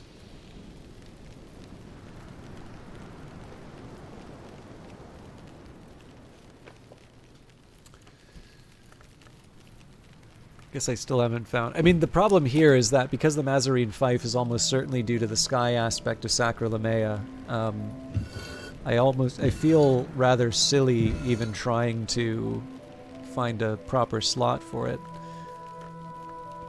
But let's see what the... Yep, just a tool, so that limits where I can use it.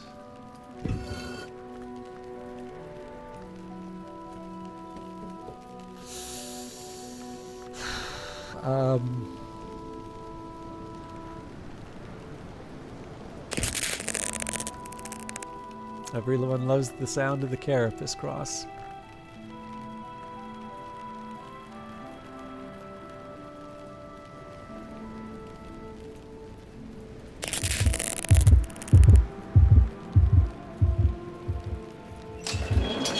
It's hard to see this as a particularly mothy.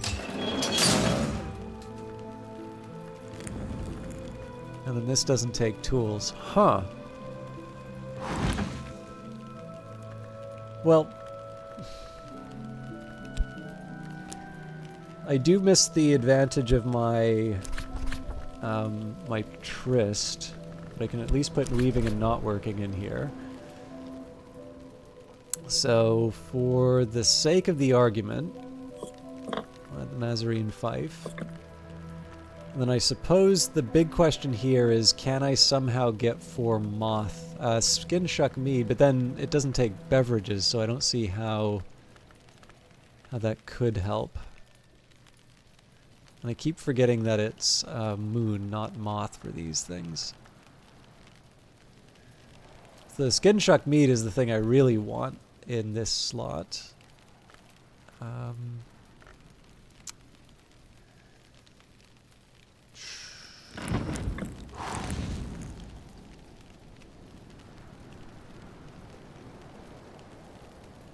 We do have the upright piano, but I think I can't put the tool in there, so that kind of scuttles that plan. Now actually makes me wonder if there is a spot at all for me to be able to put the tool in. I'd probably need to find some way of combining the heart. It's probably like some sort of heart moon combo would be the best way of doing that. I guess technically I could accept Rose as well because of Fet.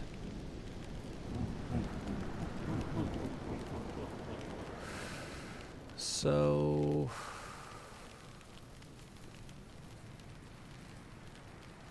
I don't really think it's worth pursuing that far because I have other things that I'm interested in checking out. The sound effect is dreadful. Keeps making you think there's a break in your audio cables. Oh, the carapace. Actually, so Selphea, I feel kind of bad for not talking about some of the details. So in the previous stream, we wound up talking a bit about Henry VIII because this ties in. There's a reference at the very beginning of the game for the Restoration, but remembering that this game takes place in the 1930s. You know, I know not everyone is huge on history, but I'm pretty sure most people are aware that there was no restoration of the 1930s in the United Kingdom. So there's a new king, and the identity of the new king is actually revealed later on in the game. But it just starts off by talking about the new king, and that's that. And as we continued to go through the house, there were references to Henry VIII and his relationship with the De Wolfs, and of course this would make sense because St. Brendan's used to be a monastery, and there's the dissolution of the monasteries. But what's most interesting here is that there is specifically Old Copper-Nose in the softer metal. Hey, we have got the new king, Lord Gloom. How are we doing tonight? For those of you not familiar with Lord Gloom, another streamer, and in this case has been doing a lot of Escape from Tarkov, and I've sort of been sitting there enjoying it vicariously because I'll probably never own that game. But Lord Gloom has actually been going really, really heavy into it, and does play Secret Histories games, so is somebody you can also check out. And in fact, I believe originally found him through Cobalt Core, which I've been meaning to return to, but just another nice variety streamer who has been very supportive of this channel, and somebody I like shouting out alongside Sylphea and all the others who visit by. But yeah, so we've got Old Coppernose and the Softer Metal, a disgraceful compendium of rival poetry about the habits and corruptions of Henry VIII. And the reason why we specifically talked about that on Wednesday's broadcast is because it was actually the anniversary of a jousting accident that King Henry had. And in fact, it suggested that this may have been the source of his more erratic behavior later in life, and as well as sort of his, his physical problems later on. Actually, I think there's also a suggestion that his infertility may have been caused by it as well. But in any case, it's it's kind of fun when these coincidences come up. Although if you wind up playing the game all the time, I suppose there's all sorts of coincidences that will pop up in terms of dates just because you're playing it every day. But this does touch on another idea present inside of the setting, and one of the things that I'm kind of conscious about, because Sylphea often mentions this, about not necessarily knowing what's going on. The mechanics of the game are very straightforward, right? It's just, take a card and put it in a slot. But this game is also more than just placing random cards. It's why I do feel a little self-conscious when I experiment with these recipes, because, I just know that my source of books is limited to once a month now. And, that's not necessarily the fastest way to learn new information. No, fair enough, but still, it's kind of fun. But like, one of the things that's so nice about this game, and I actually like taking it, it's not so much because I sort of think you're a particularly dumb pupil or something like that, but it's more that I actually think it's a nice way for me to be able to highlight the qualities that make this game so special. So for instance, I've spent a large amount of the game with the whole house opened, but such a large part of the game is in fact going from room, hearing not only the story of Hush House and on everything that's going on inside of it, or has gone on inside of it. The house is very much a character, as much as any of the people that you read about or that visit.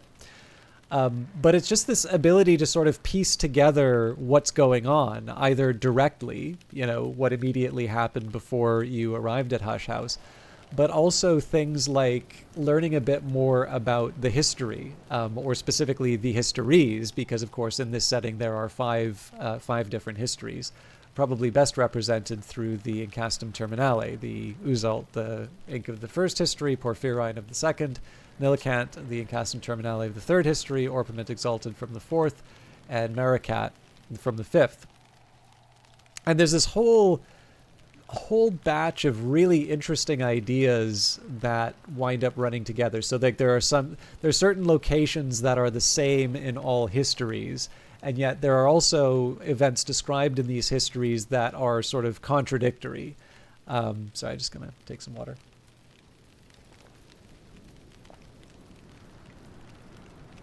And once you sort of start scratching beneath the surface, you start wondering about a few things. So one of the ones that I've sort of kind of thought about for a bit, and I wish I knew more, Alexander is obviously a major historical figure, but in one of the histories, he doesn't conquer Persia. He in fact turns around after being told a great secret from Darius. And what's interesting about that is that battle, I believe, predates the founding of Alexandria. And Alexandria has one of the sort of sister libraries to Hush House, the Invisible Serapeum. So for those of you who are unfamiliar with it, there's the Library of Alexandria, but I believe that there was a Serapeum, temple basically, and it kind of, I feel like it's a disrespectful way of putting it, but like it's basically almost an overflow for the Library of Alexandria, so it was itself a place that housed quite a bit of knowledge, and I believe might have actually been a place where texts were found after the library that we commonly think of was sort of ceased to be this magnificent institution. I do always find it interesting. There seems to be sort of references to the destruction of the Library of Alexandria, but I don't ever think that actually really happened. Like, I know it caught fire a couple of times, but like I don't think there was ever this one event where it's sort of like the library was here and now it's gone. It's more that it has this like long-term decline. You know, the same way that Alexandria itself, right? It's this massive city, this incredibly important location in terms of knowledge and learning. So, you know, you have, you know, figures like Plotinus and Hypatia and lots of, and, you know, even before then you have Ptolemy and Archimedes, or not Archimedes, sorry, Euclid, and Euclid sort of saying, actually, I think Archimedes spent time in Alexandria as well, but, you know, there's no royal road to geometry and all of that. All of that happens in Alexandria.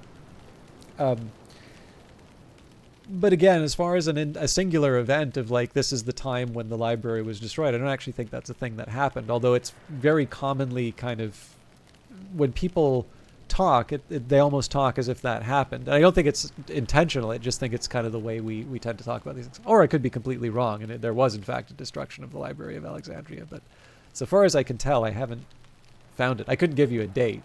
I suppose I could put it that way. But the reason why I'm going on this rant is that it's not immediately clear to me that all of the libraries of the Watchman's Tree have to be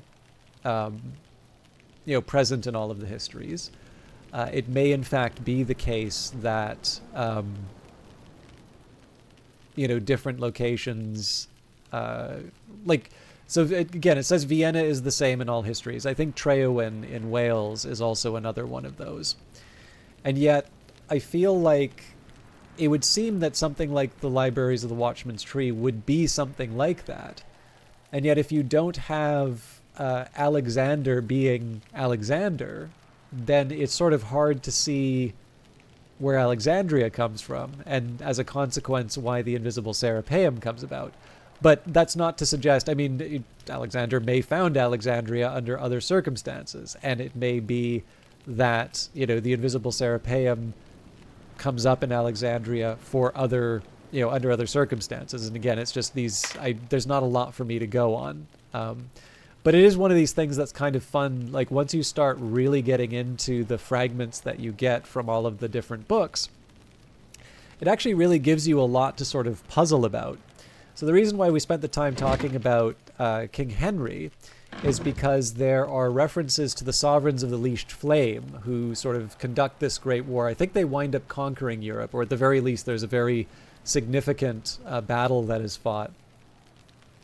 And I think it's the sovereigns of the Leashed Flame who are sort of have a pact with the Forge of Days, and they fight. I think it's the Sisterhood of the Triple Knot and the Church of the Unconquered Sun, and there's heavy losses on both sides. And we have some references here. So there's the Carmine Petal with the Society of Noble Endeavor, and the high traditions of the noble endeavor. Because a lot of this has to deal with sort of the monarchy, we read The Amalgam of the Red Rose, and we actually found another book which is related, The Alloy of the White Rose. Now, what's interesting here is there were the Wars of the Roses, but what I also think is interesting is that when you see this in the context of Book of Hours, and it sort of refers to the flowers, the red flower, the white flower, and the black flower. All of a sudden, the Wars of the Roses kind of take on a couple of other meanings. But the final item that we have here is the genealogical chart. And this says who the new king is. But again, you see the white and the rose, Lancaster and York. But as it happens, the specific... So this is what happens, right? You visit Wikipedia, you find out that it's the anniversary of, King Henry's injury, and the reason why he's probably the inspiration for Robert Baratheon. And all of a sudden, I'm spending all my time reading these different books talking about the Sovereigns of the Leashed Flame and the Endeavor Club, and trying to piece together a little bit about what Collars is trying to do in the Cucurbit. All right. I think I'm going to give up on the Mazarine Fife, though, and let's move on to Sea Stories.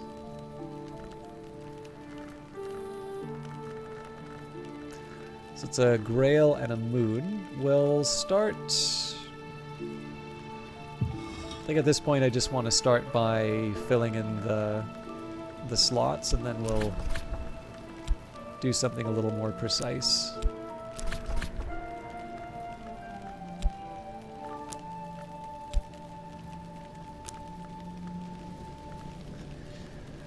Okay, so the best guess here would be the Grail. So we have the Sacrament Callicite. Now again, there's absolutely no rule in this game saying that you have to have an even number of Moon and Grail items. We have actually found multiple occasions where there were multiple Keeper Lantern recipes, for instance. But probably not bad to start with Grail and sort of move on from there. So we've got our Arab. I don't think I have any Grail memories to speak of.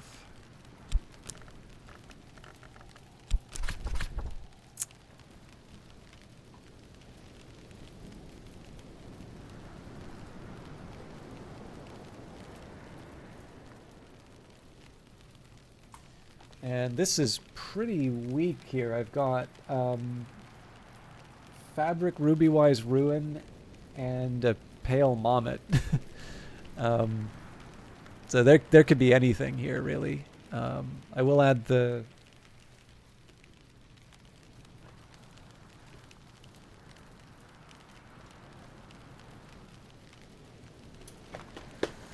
Okay, so the first thing we got to do is get this up to 15 Grail.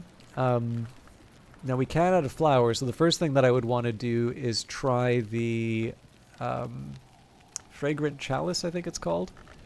There's a Grail flower. That's not it. I know I have one. There we go. Yeah, it was worth a try.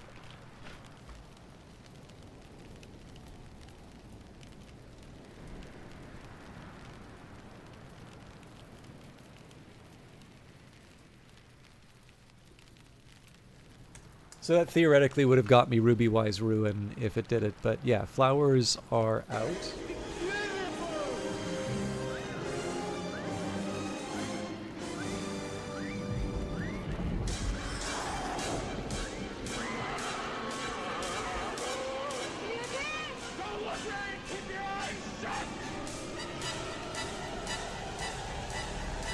The Exception coming in with a steadfast 70 months. I cannot believe that you have tolerated this for this long.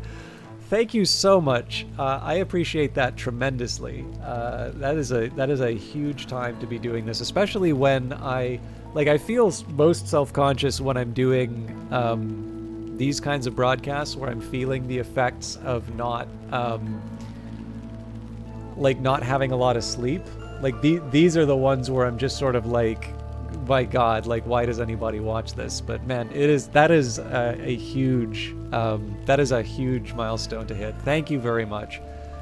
It is hard to say I don't take you folks for granted, just because I feel like if I don't do 100%, I really let people down. But I really do never take that for granted. I appreciate all of you who have hung around, because when you go over that long of a time period, it is also true that the types of games that I play have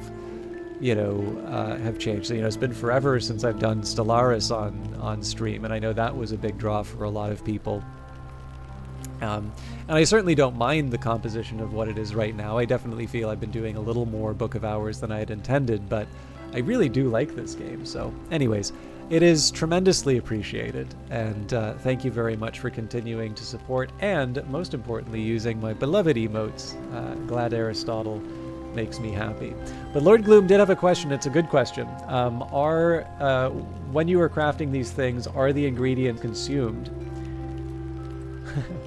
Yeah, well, the other tricky part here, Selphea, I don't know, like, if I know you've got a good Stellaris group, and I really don't like talking too much about this, because it's better to sort of support the things that support you rather than complain about the ones that don't. But I did used to get sort of keys for Stellaris, so I got to do Stellaris before it came out originally. And one of the last encounters that I had about it was, they changed sort of the policy, and it was clear that they're sort of raising the expectations in terms of who they give keys to. So the writing was kind of on the wall, but I had a little bit of a bit of a relationship, so I sort of sent off an email. And there was one very specifically where I sort of says like, hey, here's the deal. I've been doing this for years. I'd love to continue covering it. But I currently don't hit the requirement on the for the number of concurrent views. If it's in line with your your promotion plans, though, I'd like to do that. And I actually specifically got an answer. It's like, yep, contact me after the DLC comes out, and we'll give you a key. And after that, I sent a couple of follow-ups, and just no response at all. And this had happened with. There was another situation very similar to that with Paradox. And I'm sort of like, I don't mind hearing no. I have heard no quite a few times, but I feel that when I've done, a particular game or type of game, even when the viewership goes down. So like Imperator Rome was a really tough one because nobody really liked that. I liked it when it came out, but like, I get it. Most people didn't care for it. But I sort of feel like, when there is this very long relationship like that, I would never want to say I'm never playing this stuff again. If I hear no, but being told to contact back and then just not apparently even meriting some kind of reply, that does actually really annoy me. So my answer for that is like I don't play as many Paradox games as a result, obviously, but the big one for me is just why give away this this thing of value for people who are not who apparently don't see the value in what I do. So like I said, the way to react to that is not to, like, obviously I'm whining about it now, but like it's just one of these cases where that is the reason. It's not that I dislike Stellaris, but it is sort of like I'm not really gonna. I don't really feel like that is something I'm all that interested in showing support for, right? And I mean, there's an easy answer to that, right? Like it's not like they're going to be pounding out down the door, but if there is a situation in which I am asked in the future, for people who act like that, if it's a no and then it becomes a yes, sure, things change, plans change, my talents as a caster can change. Absolutely, water under the bridge. That is just doing business. But for people who behave in a certain way, because there are people who really do like being quite rude when they think that you're someone of lower status. My answer for that is always that they just have to pay me. So, not that I'm planning on becoming a name anytime soon or something like that, but essentially if it is ever a situation where I'm invited to do a Paradox thing, it's, it would effectively have to be for money. So I know I'm not going to get the invitation is the easy answer there. But what is nice about it was at the time that happened, Brace Yourself reached out with Industries of Titan and Phantom Brigade. And of course, Weather Factory has been incredibly supportive. And so, like I said, I give this illustration just to sort of explain why the change has happened. But I think the best way to handle something like that is, again, support the things that support you. I definitely don't think that I shouldn't buy video games, right? I do support the things that I value. I buy games and I play them on stream if they interest me. But in the case of Weather Factory, and again, I know everybody's experiences are going to be different, but in this case here, I mean, they've invited me to be on their Steam page, and they have had much larger broadcasters promote their games before. So, in addition to the fact that I think they're quite nice people, I've always enjoyed my interactions with them. This is another really big reason why I would want to continue to show support for their games, just simply because around the time that people are sort of jumping ship, these are people who are actually showing me, quite a bit of support and attention. They've been incredibly kind, whenever they talk about my stuff on the newsletter or something like that. I'm left with a stupid smile, but then feeling like I kind of need to live up to what they write. So yeah. But anyway, sorry, I started to answer Lord Gloom's question, and then I go ranting about publishers. So it's mixed in terms of what gets consumed. So things like flowers, like the best way to think about this would be the things that intuitively would be consumed are most likely going to be consumed. So if you have something like a liquid or flowers or, the sorts of things that you would associate with consumables, these are the sorts of things that you would see destroyed if you were, or transformed is maybe the better way of putting it. But, putting it in. So if I were to put, wood in as part of a recipe, even if it's not relevant towards crafting the item, you quote unquote lose the input. That would be true for memories, right? Because memories are sort of these ephemeral things. But obviously, you wouldn't lose an element of the soul, right? You don't lose a limb when you make tea. You don't lose your knowledge. I don't think that's what you were asking as well. I think you were specifically referring to the ingredients.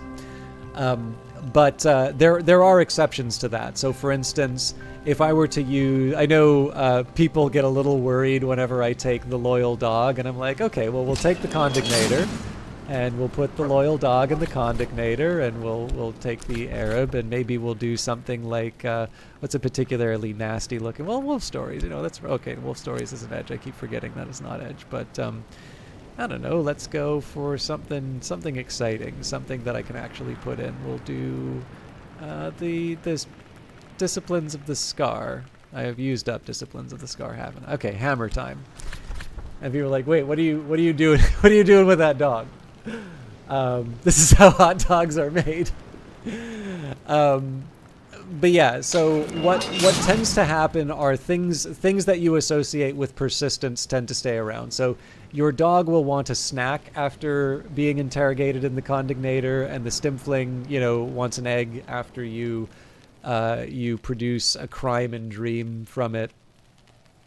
But you're not going to lose them. And then the Mazarine fife, right? So I realize that it is traditional when you do a particularly good concert to like smash the instruments, but the fife is just generally not the same as smashing a guitar. So the Mazarine fife does actually stay intact after you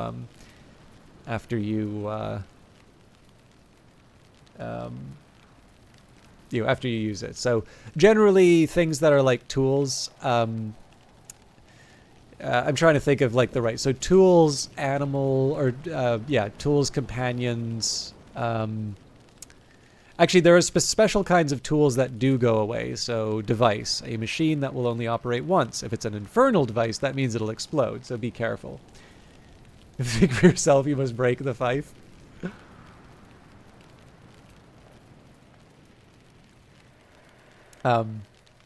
Anyways, I'm making a meal out of this particular answer, but I think you get the idea. Like you said that's more or less how you thought that they worked. Now you must ask, anybody here is a fan of the movie Whiplash? Just taking a minute here to see if there's anything else with Grail I might be able to play around with. Let's see, maybe with resurgences and emergences, if I can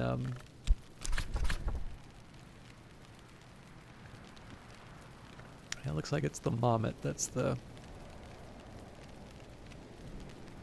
with the drummer. Yeah, that wasn't yeah, so I think like Whiplash is one of these one of my favorite things to do is come up with examples of films that are basically would work as tomes in the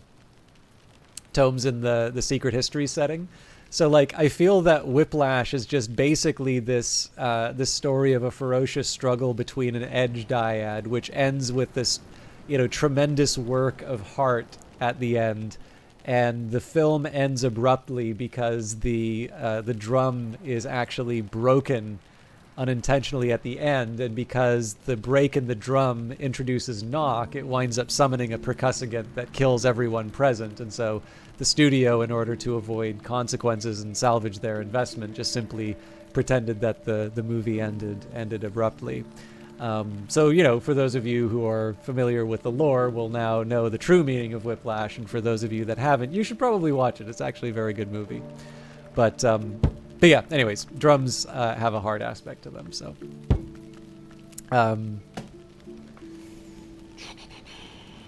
yeah, you know what? Let me try and make something happen with the Pale Mommet.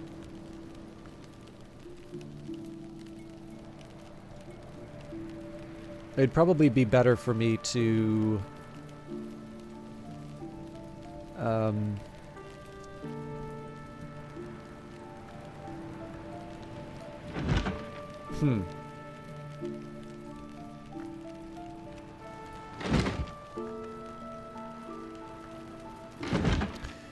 Back to this old problem.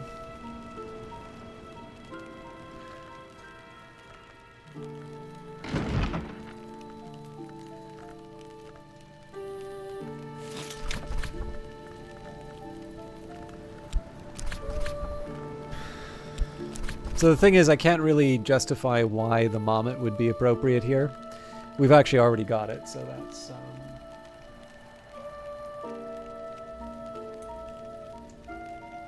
And then I can try the fabric. Now, we did learn a trick about the fabric, so I just need to remember where. So fabric counts as remains. Oh, sorry, human hair counts as remains. So if I can find a spot that takes remains, it may turn out that Sea Stories gives me...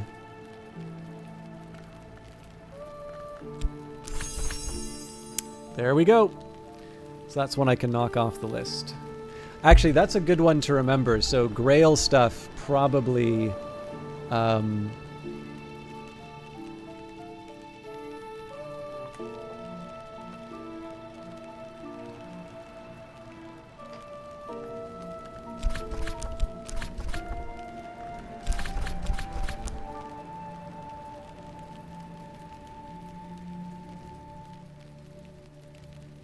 Sorry, I just want a minute here. Yeah, still haven't found all of them, but...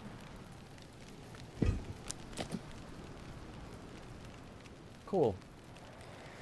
And finally, solutions and separate. So the reason why I'm abandoning this now, of course, is that this is the actual thing that I was looking for, is to actually finally fill out these recipes. And this is just because I'm at the end of the game.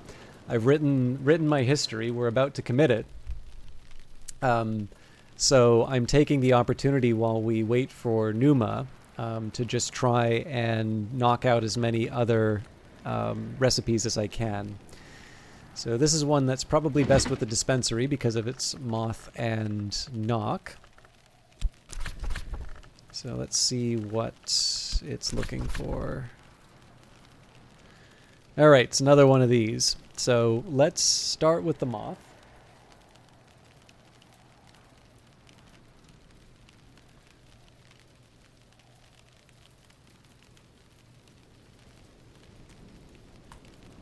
Okay, so the first thing we want to add is a memory. I don't know if I have a mothy memory. It's a cult scrap, right?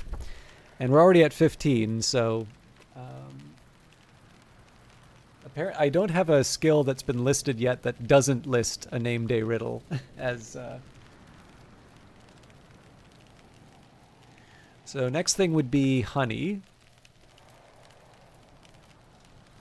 That would be for Skin Shuck Mead. And that, because it's called Solutions and Separations, I would not be surprised if this actually makes Skin Shuck Mead. Yep. Although it looks like that was a recipe that we already knew. So for a liquid, that's Skin Shuck Mead.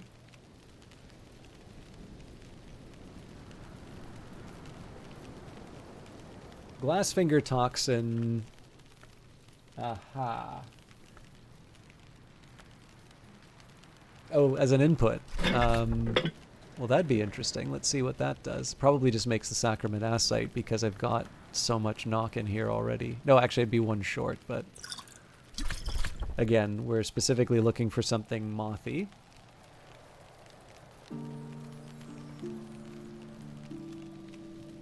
Now, we don't have the Ascendant Harmony, so I'm skipping over that. Next up is wood.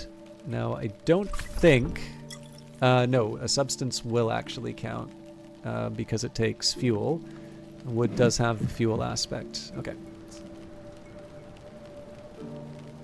Who would have thought that there would be a relationship between the wood and moth? I mean, that isn't supported in the game at all, right? Mazarine Fife, my old friend. I'm going to leave that aside. Beverage. So Lethe actually has some promise, I think. Ooh, actually, I wonder if that winds up making Maricat. No, but it does make Last Finger Toxin. I really thought that would have worked.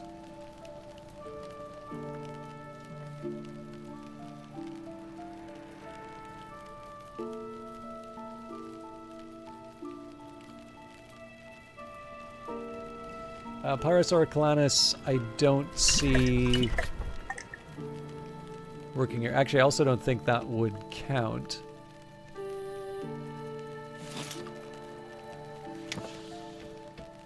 And the Pale Mommet, which I don't think counts here. So I will try the flower just for the sake of testing, but I don't believe a Moth Orchid would really be relevant for...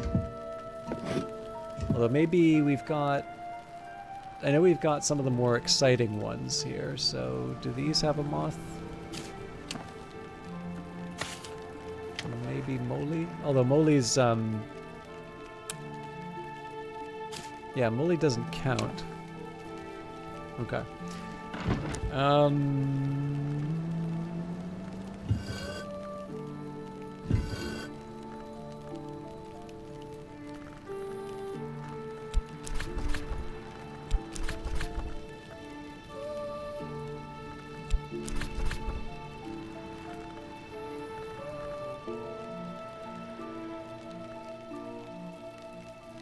Now, if this gets treated like the pear, this would be sort of a high level anyway.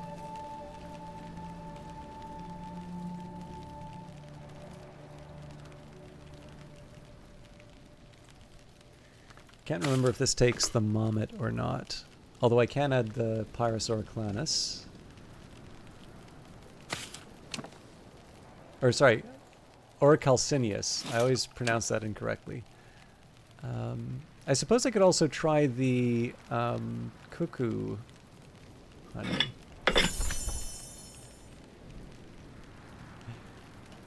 Sometimes it's the simplest.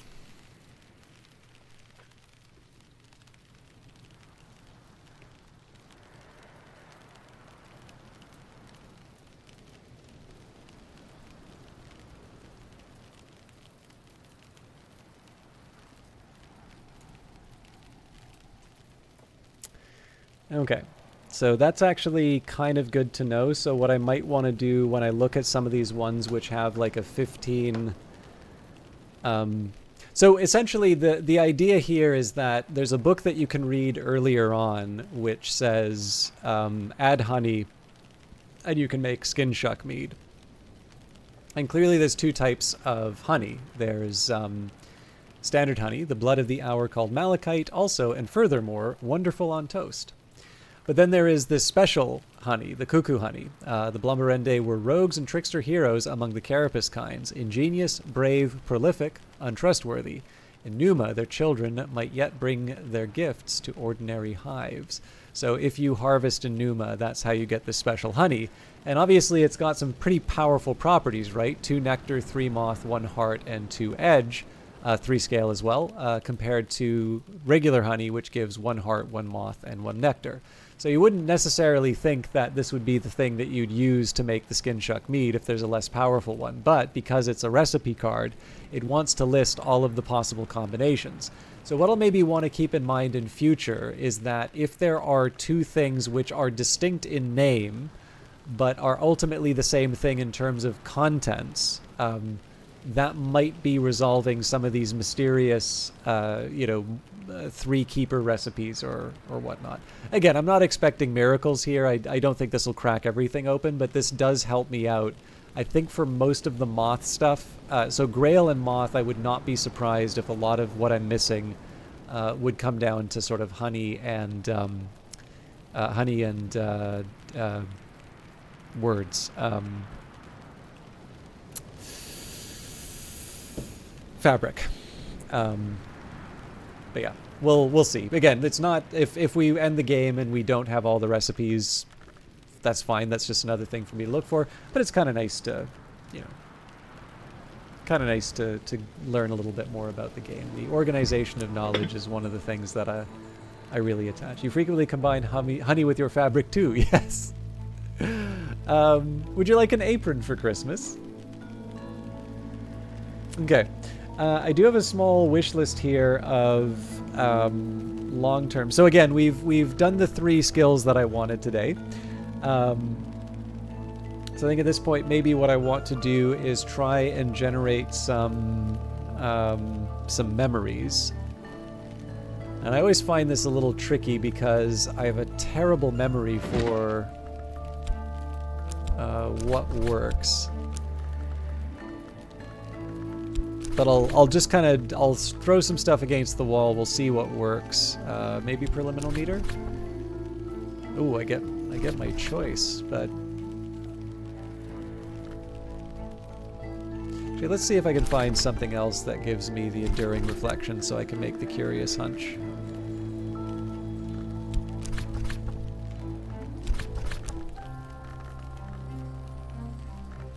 Inks of Power wouldn't do it. Maybe Path and Pilgrim? Yep.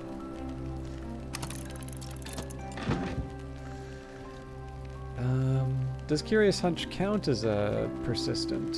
I don't have it listed. But let's give it a shot. So you can throw any old memory in, it doesn't really matter. We've already got the Horizon Sight, so... Forbidden Epic, I keep forgetting about that one. Oh, Forbidden Epic requires a Confounding Parable. So that gives me something to do at not Mrs. Kill, at Ava DeWolf's desk. So,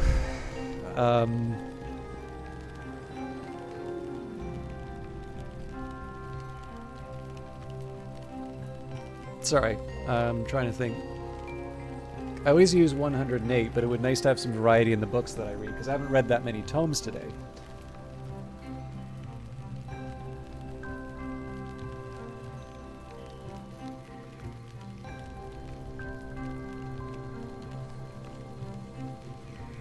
Let's actually do the Origins of Hours. I think that's a neat one. Assuming... Actually, I may not have the Origins of Hours.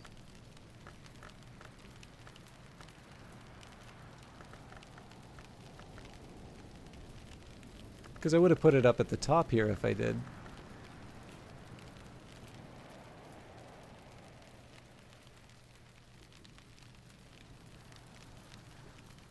Let's do Isaac of Karth's History of the Shadowless Kings then. Okay. So I will actually ask, because this came up in the subreddit for Weather Factory, and I like this question just because, like, I like the fact that this game sort of starts with a personality test, and I'm curious what people's feelings are. For those of you that are familiar with the hours, is there a particular, and this is different from the principles, because I think principles are kind of fun to think about, but. For those of you that are aware of the various hours, do you have a particular hour that you are most interested in, or that you would pledge your loyalty to if you, if it came down to it? For those of you who are not familiar with the setting, I am happy to describe the hours I can at least remember, but you know, that may only be interesting to me. But yeah, I'm curious what the demographics are for the audience. I think everybody already knows what my answer is to this, but can I get enough moon? I can.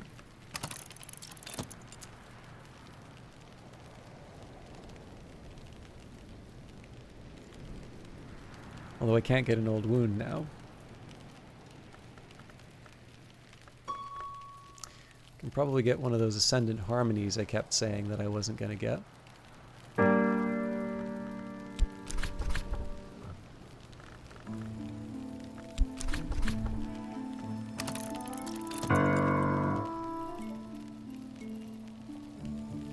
Wind and Waiting with the Mazarine Fife, although I might have made some difficulty for myself by using up the Faust.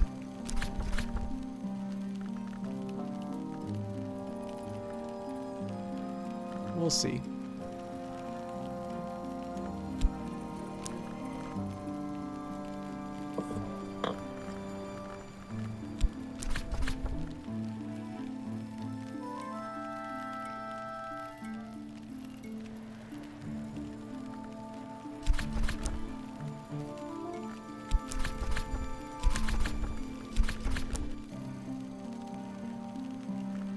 Can't be glazier and lightsmithing. No.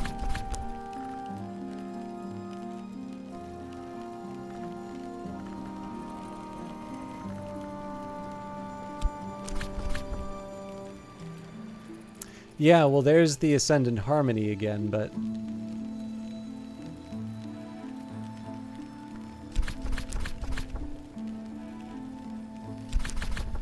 so I know Furs and Feathers would get me the Ascendant Harmony, but the problem with Furs and Feathers is it's just not where it needs to be.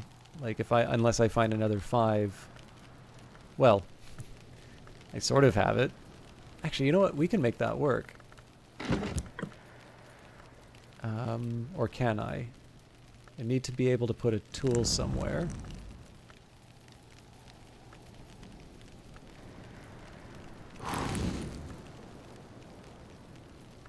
Well, maybe I don't worry about that. Maybe instead... there's no such thing as winter music. But if we use the double bass, if I add the Hail, then the Newman... Not even close.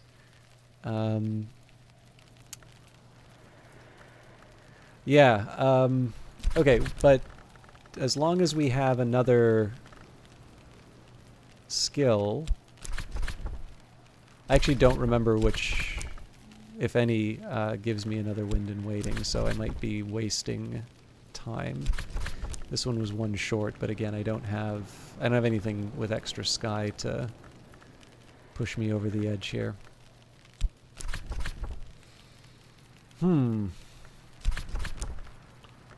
Not looking likely. Actually, Applebright maybe? Nope.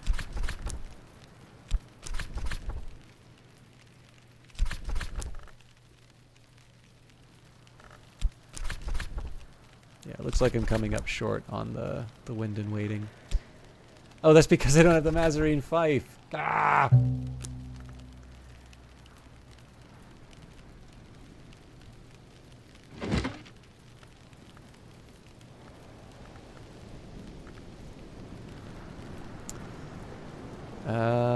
Health would work.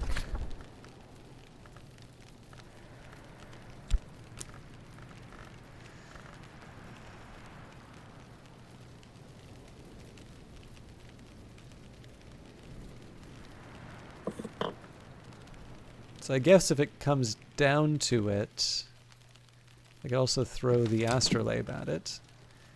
But I need 6 or higher on Sky. I think I'm still going to run into the same problem. Although this might be an education.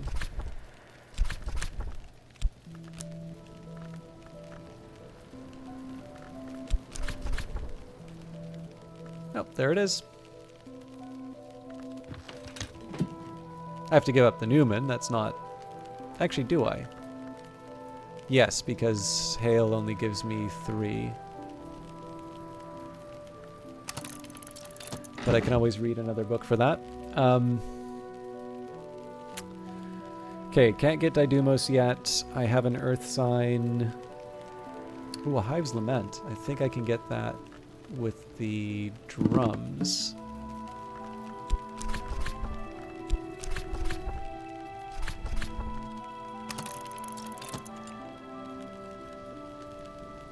And then the Earthquake name, but that would require the Old Moment, which I'm currently working on, so not too much more to do there. So yeah, we're actually winding up with a few more of these persistent memories than I sort of thought we would. It's nice.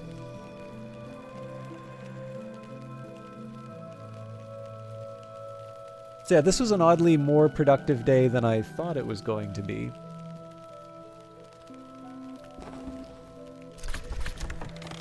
Yellowwing newspaper. It stated the year that Hush House was abandoned. Nothing's history when it first happened. So, an occult scrap. Secret histories are layered beneath the one we know, like the notes in a rare wine. The librarian knows this well.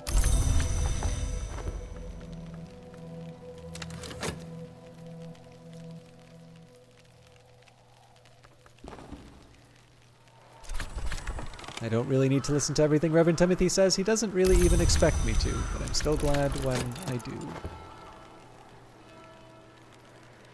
So again, those sounds are the get your work done sounds. I'll make a little more money. Help with letters. I could offer help with correspondence and arithmetic. There's no school in Brandkrug, and not everyone here knows their letters. Isaac of Karth's History of the Shadowless Kings, a true and accurate history of the Shadowless Kings by Isaac of Karth. Isaac describes the 1,000-year ascendancy of the Shadowless Empire. The first and greatest history is described herein. The Persian Empire, the sons of Achaemenes, the Shadowless Kings, are the most glorious empire, survives the assaults of Alexander the Great, and flourishes as late as the 5th century. After the fall of Rome, the Shadowless Empire takes Byzantium under its wing and moves east against the land of the Great River. Isaac begins to recount the invasion struggling against the unskinned armies of the Hooded Serpents, but ends abruptly with a series of incantations that he claims allowed the Shadowless Empire to exist. So that gives us a confounding parable. And again, just for reference, we have seen reference to these histories before, so when we talk about the first history, Uzalt, the ink in which the first history was recorded by the unwise mortal. Uzalt is the bright yellow gold of a lantern. Light lingers on it for a little while, even in the dark. Gold is not needed to mix Uzalt, but amber is. Unobtrusive shrines to Uzalt could sometimes be found in the churches of the Unconquered Sun, and this is in fact the ink that we used to write the history that we did. So, now the confounding parable was going to be an input to the epic that I wanted to get, but I actually don't recall if I have the parts required now.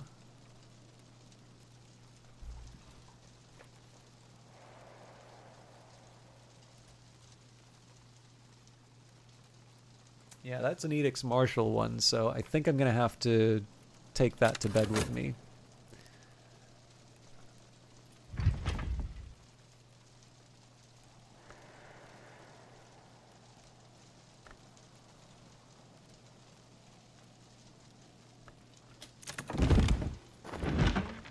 Okay, with craft an enduring reflection, with keeper level rose, an enduring reflection can give wise to visions of wilder possibilities.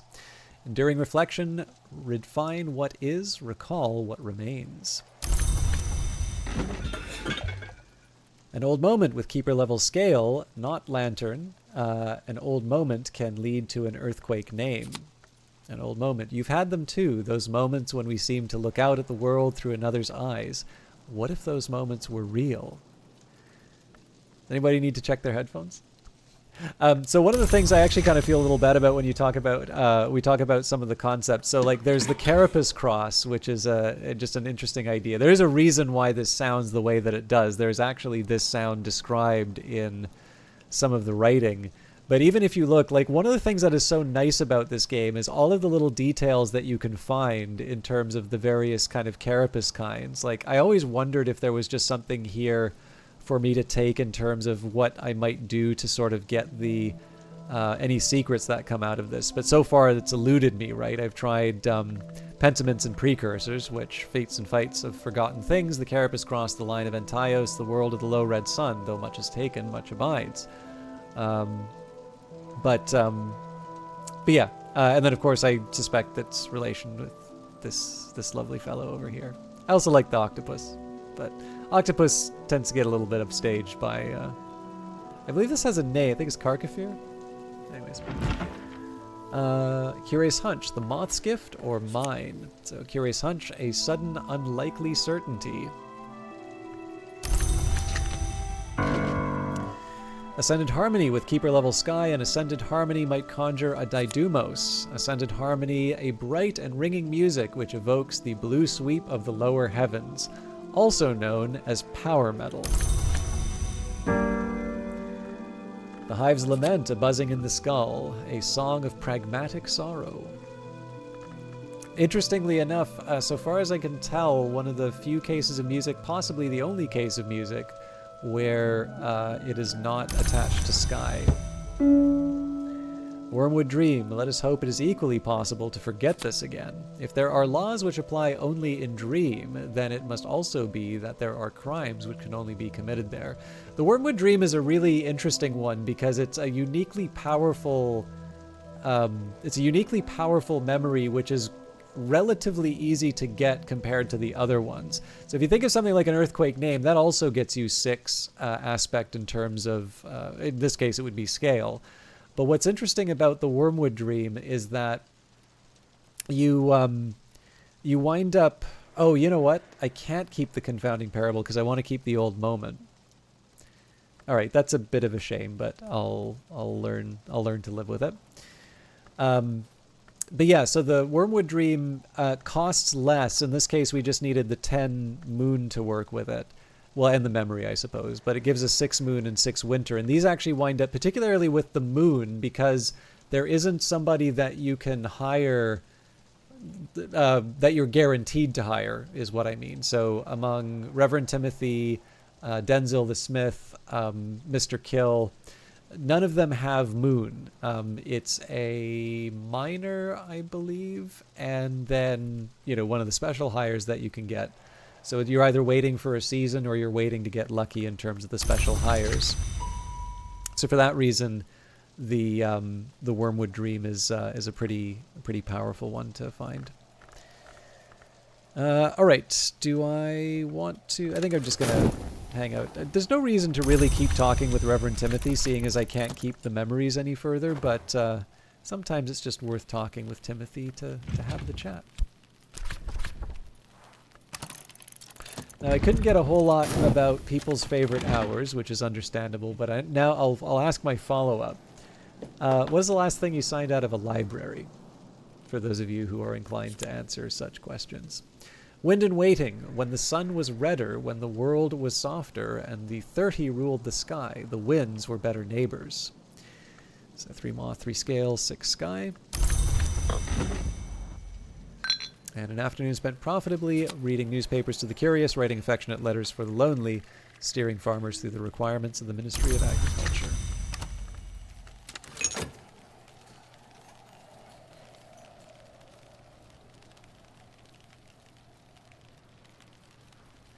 And I think we make it to spring.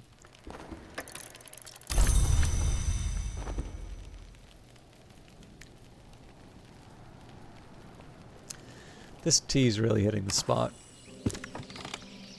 All right. Current affairs. What's happening in the world beyond Brandkrug? What visitors will the season bring? And the yearly stipend. The yearly stipend from St. Ronwin's has arrived, along with the rather usual sniffy reminder that I should spend it wisely.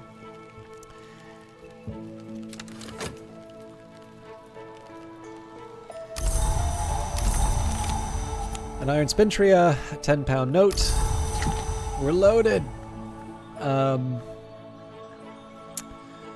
What do we do? Well, we bring our friend Reverend Timothy because it would be a great shame not to... Well, we'll actually have fewer chances to talk with Timothy if we have a visitor, but...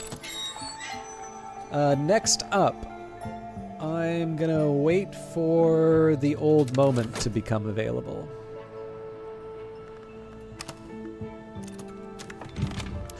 Carried a memory like a flambeau safe through the mazes of night. This will complete once dawn has come.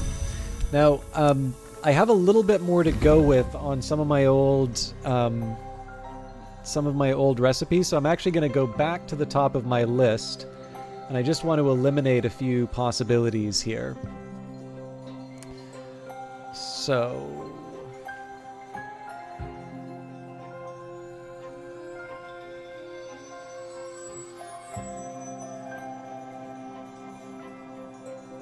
Moon doesn't use an old moment, so we'll skip over that. Resurgences and emergences. That's a grail and a moth.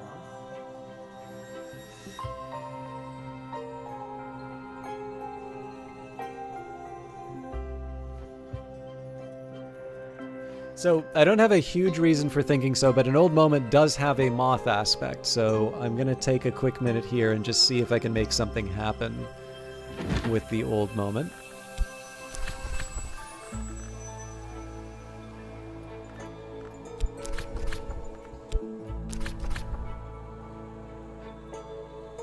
No luck there.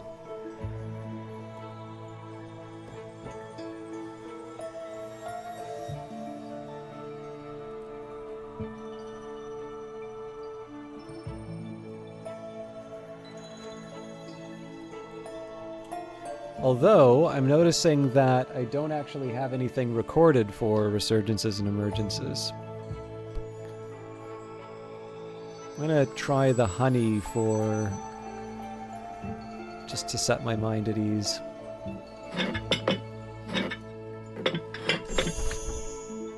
Thought so.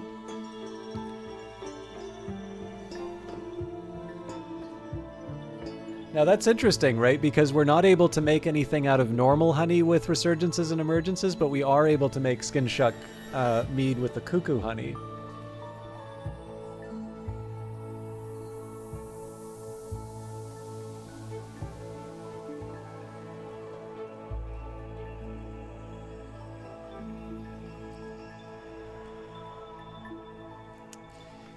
Anyway, it's nice to know.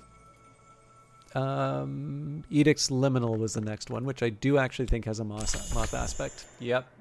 This is going to be happening quite a bit, I think.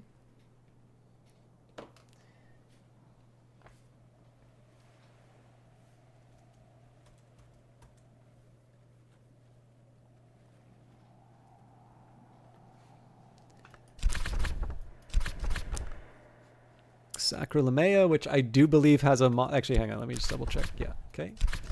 Sacrolamea. Surprise, surprise. Although for some reason I wrote Sky Moon, not Sky Moth. Fair enough.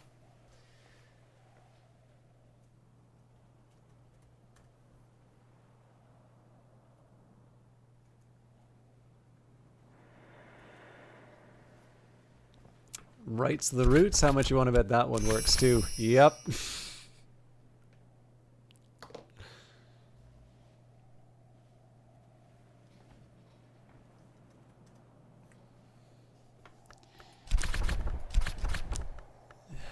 Next up is Auroral Contemplations, which is Lantern or Edge. Now, I think we already know all the combinations for Lantern and Edge in here. But let's get the basics down just so I can knock a few things off the list. Yeah, man, that's a level 10. That's going to be a real puzzler for a bit, I think. Because the trick here is that if you do, like, so when you have your basic recipes, the game is a little more forgiving in terms of how recipes work than it might first appear. So, for instance, when you start, like, first of all, you're just not going to really have that much in terms of skills to be able to make too many things. So, you know, I could make an Eigengrau. Auroral Contemplations with Prentice level Lantern creates Eigengrau. Or, for a Scholar level recipe, mix in another liquid to produce an alchemical essence. So, in effect, the game more or less tells you how to make the Scholar recipe. You know, you may need a minute to just sort of realize that, you know, there are different aspects for different items, but for the most part, I think this is quite clear in telling you what your next step should be. Now, when you craft the next item, so when I craft Xanthotic Essence, it does say, you know, you can use this to make Uzalt, for example. But the thing is that you'll notice that Auroral Contemplations does not, in fact, allow me to make Uzalt. So the problem here is that I need to figure out what skill will take Uzalt to be able to make the, take Xanthotic Essence to be able to make it. Ninx of Revelation would be a good guess in this case, and there are in fact texts which will directly tell you these things. But again, the Keeper level recipes are the most challenging because you need a specific item. And I used to say incorrect. I knew that it was this way, but it is technically incorrect for me to say that the game does not tell you what you need in terms of a specific item. It does. When you make the specific item, it tells you what usually where it can be, or what it can be used for. but where you use it is a whole other question, and that is about as important as knowing what the ingredient is in the first place. So anyways, with Auroral Contemplations, we're looking for a level 10, but this is a unique one because when it says here, so, add a liquid, well, we've got a liquid that makes Xanthotic Essence. Auroral Contemplations with Prentice level Edge creates Torg's Cleansing, or for a Scholar level recipe, add something with a memory aspect, and I have the makings of a significant edge memory. Well, for that, we know it's a winning move, but what we don't know is what the mystery 10 is for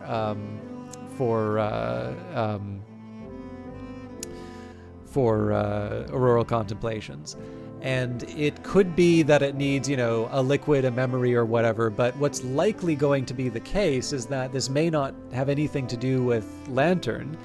It may be the case that this is something, or Edge, it may be that this is something that I need a different aspect, right? Knock, for example. And again, it's an open question in terms of where you go with it. Certainly, well, I can add knock, or yeah, I can knock. So if I go shot, and then I guess Curious Hunch would work.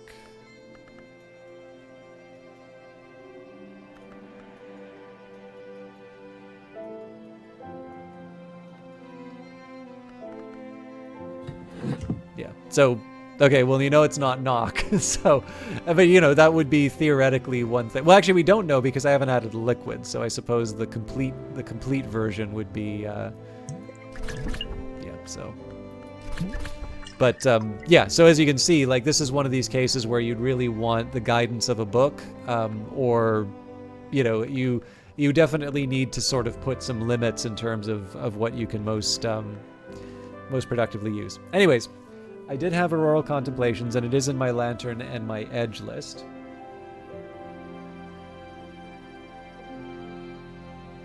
So technically I haven't tried Eigengrau with the Auroral Contemplations. I'm not expecting any results from that, but we can...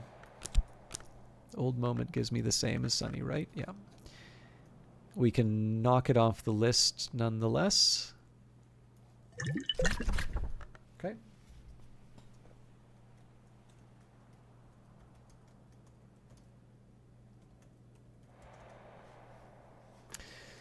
I'm curious. I did say false on Xanthotic Essence, and I suppose... Well, I guess it creates itself, so it's okay to say false there. Glass. Now, apparently I haven't tried glass with this, which is a little surprising. I think an Amethyst Ampule will do the trick.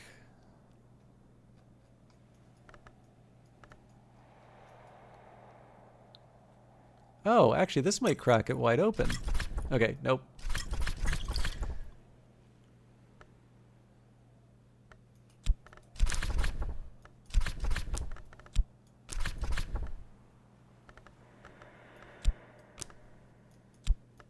You never know.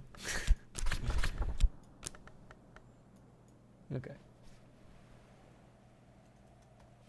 Tanglebrag, again, I'm not expecting anything from Tanglebrag. That was added when I was considering anything you could make even at that level 5. Now, Refulgin might be interesting. And also Forbidden.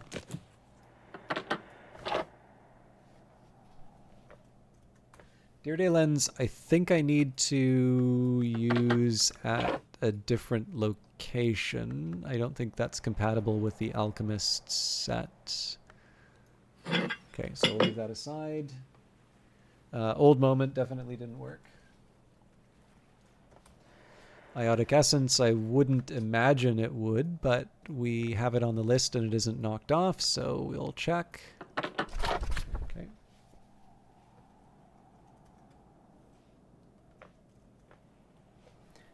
And I'd be surprised if I haven't already added a flower, but again, for the sake of completeness, I will not just add a flower, but I will add the history plant.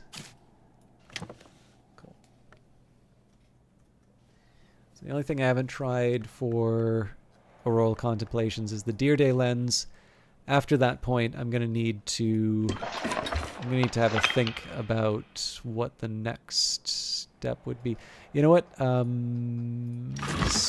The pale desk should do the trick.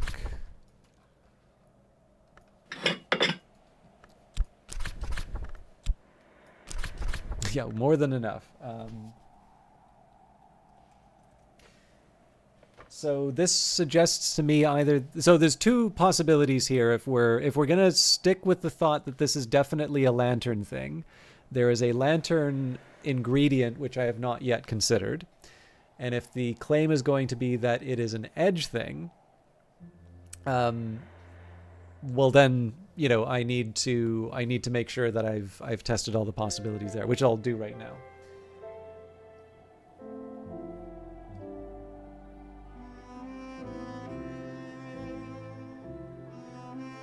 So Levitic, Tincture, Perinculate, and Leaf are the three we've not tried for Edge.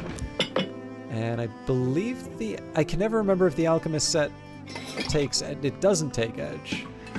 So I guess I'm limited to the Forge.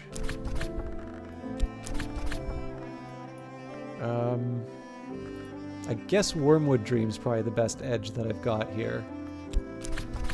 It's not the most exciting, if I'm honest, but Levitic Tincture I think is going to cause a problem, actually, because I don't think it's compatible with the Forge. It wouldn't be here, it would be in the Flood Gallery. Yeah, I'd have to try that with the Alchemist set. I can do that later, that's not a problem. Perinculate should work with the liquid.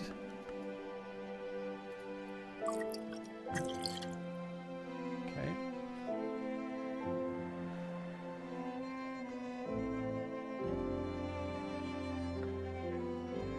And then leaf would make perinculate. Now the problem here is I may not be able to chuck a leaf in. My best bet, yeah. This is really not the appropriate place for me to be trying some of these. So let's try the Alchemist set again. So we can add the Wormwood Dream, and we can add the Auroral Contemplations. We can even add the Edge, actually, so more or less the same combination.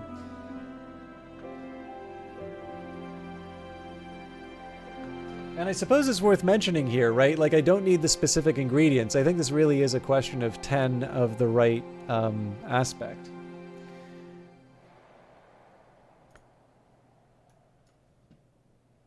But I technically haven't tried leaf, so let's just get that out of the way as a possibility. Okay.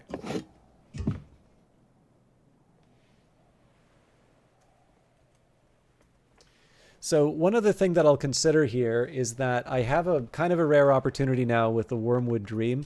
I am actually just going to try Winter and try a flower and a liquid ought to do. Okay. So I don't know if I'm going to be able to pull off Moon with this.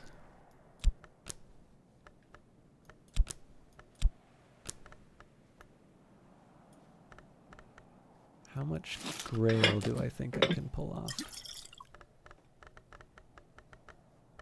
Actually, I shouldn't be chucking out the flower. Okay, so 10 Grail with the presence of... Okay, so I'm actually going to do... Okay, flower...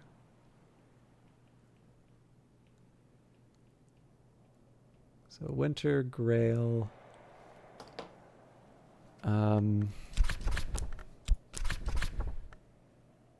Heart. Yeah, I should be putting memories in here just so I can...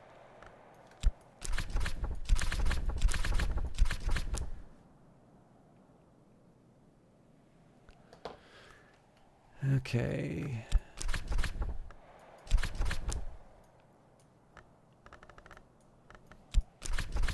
Okay, so we tried Winter, Heart, Grail.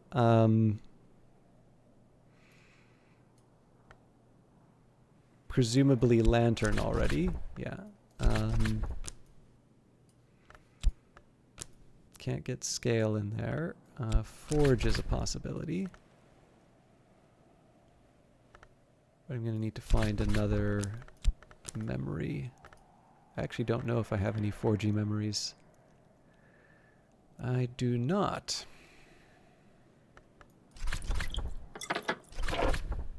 Close. So, honey scarred jasmine, I think.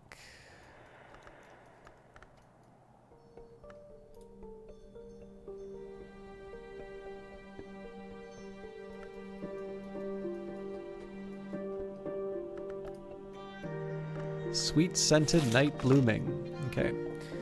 Forge is out.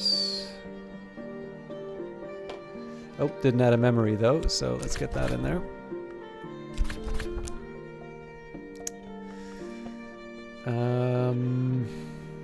Okay, so this covers Whist. This covers Faust and Whist. Oh, but Faust I could add Sky. Okay.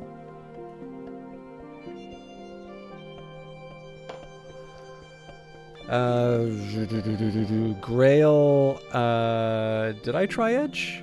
I should have tried Edge, but I can't say for sure. Oh, no, of course I've tried Edge because it's got Auroral Contemplations, of course. We tried Heart, and Forge would be Knock. Why don't I have an entry on Knock?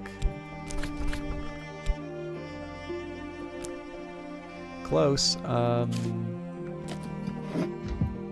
Okay, so this can feel like a big old waste of time, and maybe it is. But what I'm doing here is I'm sort of knocking down some possibilities as to what the extra item with Auroral Contemplations could be, and I can in fact expand that list a little bit more by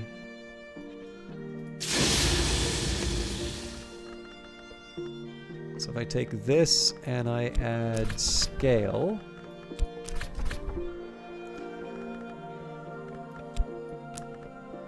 I need 3 more. Lignum Vitae Blanc will do the trick. Now the challenge here... Hey, Knight! Thank you very much for the host.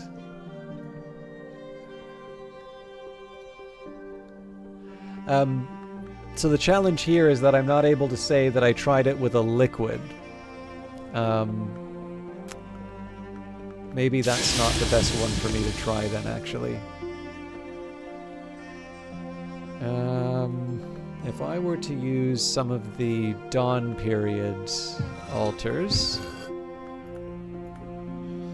well, they don't like liquid either.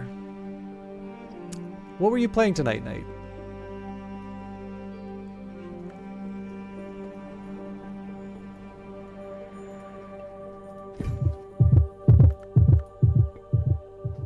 Well, I suppose this at least lets me say I've tried a memory.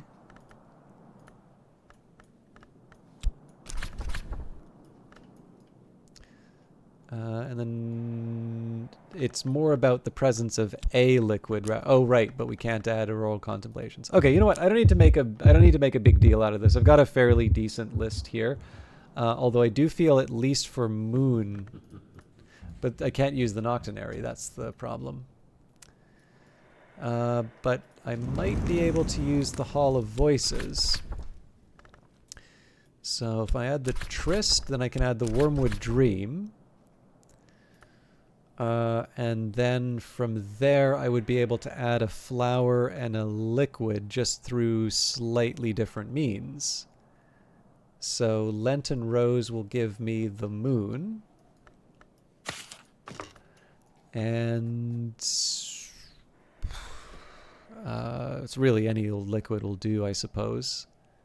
No, actually, it's not any old liquid. I need to find specifically a beverage with moon, and oddly enough, Eigengrau fits the bill. Where did I put that?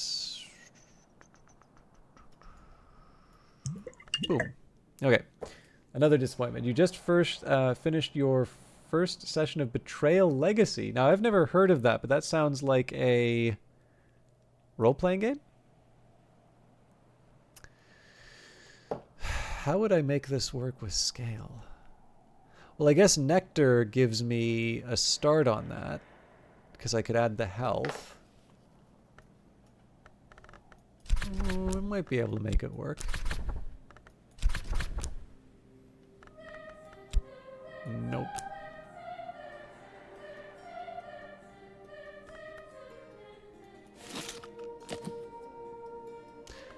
I think I'm gonna set that one away.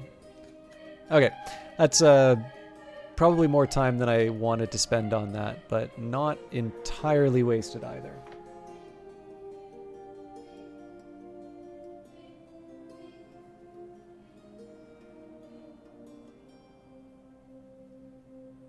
So winter, I've tried everything with Inks of Containment.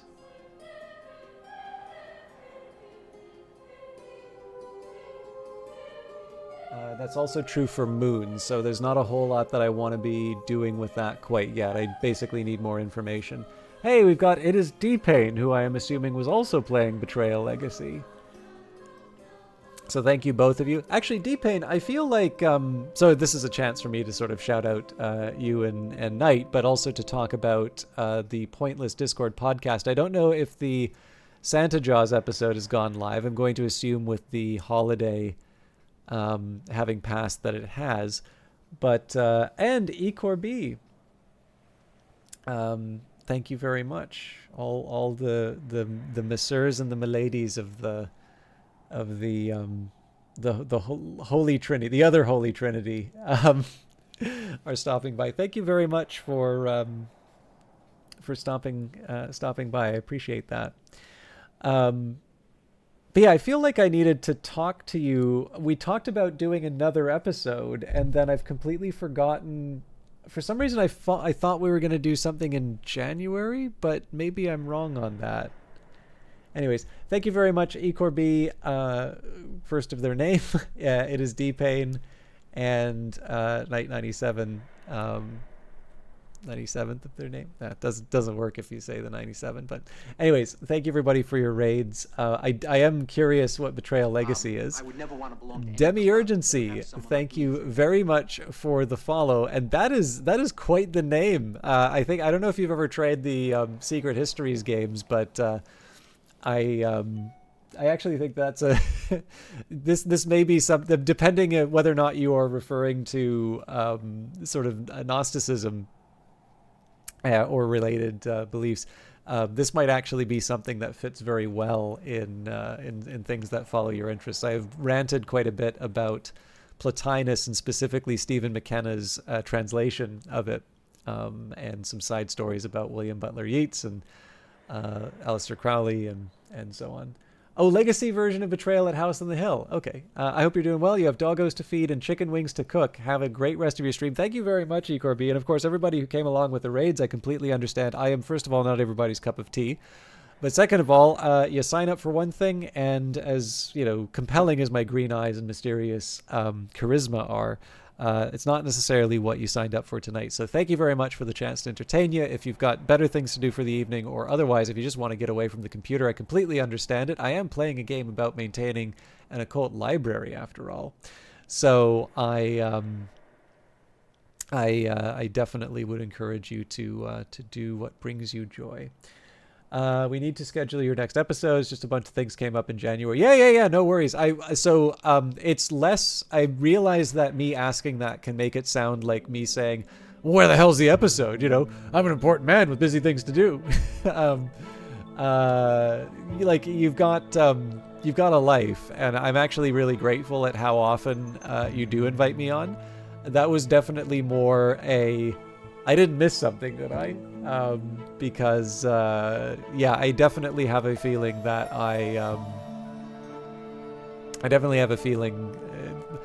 there's just this haunting fear when I talk with someone and I don't actually deliver on what I do, that yeah, I've wrecked it, and that I don't know, you'll hate me forever or whatever. So as long as you were not expecting me and I didn't show up, as long as that didn't happen, I'm a happy camper. I also need to watch that particular film again because there are definitely things I have to say about it, but I always think it's more interesting to like watch it in the spirit of the episode as opposed to like say, oh yeah, I'm picking that one because I've got opinions, right? It's like me picking Paradise Lost because I did, an essay on it in school. You want to read Paradise Lost again and see if you get something new out of that. So, and of course, what else? Happy belated Epiphany, Theophany. I know you're not Eastern Orthodox, but feel like it's been a while, so I need to wish you and your followers all the holidays. All right, as enjoyable as that was, let's see if we can find a few more of these. Yeah, so Inks of Containment's been dealt with. Glacier and Lightsmithing. So this one I feel. Yeah, this is the one we wanted to get the old moment for, so.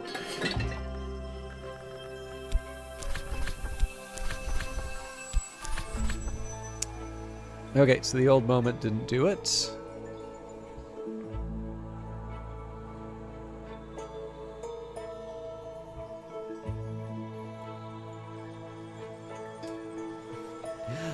This is so dumb, and if this is actually what causes it, I am going to laugh until I die. Okay, good. It is not the cuckoo honey. Well, actually, I mean, maybe it's just a bunch of moth that I need for Glacier and Lightsmithing, but that would be very funny if it was the cuckoo honey that pushed it over the edge. Please no death, way too much paperwork. Yeah. Well, I actually kind of wonder. I kind of wonder how many.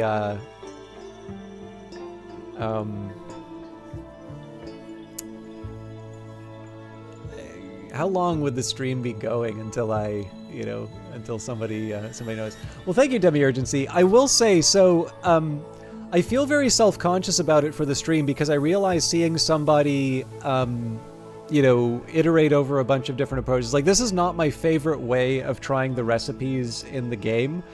Because in the end, the more books that you read and the more you kind of take a look at the different relationships, that really kind of winds up being that kind of is I feel that's the intended way in which these recipes work.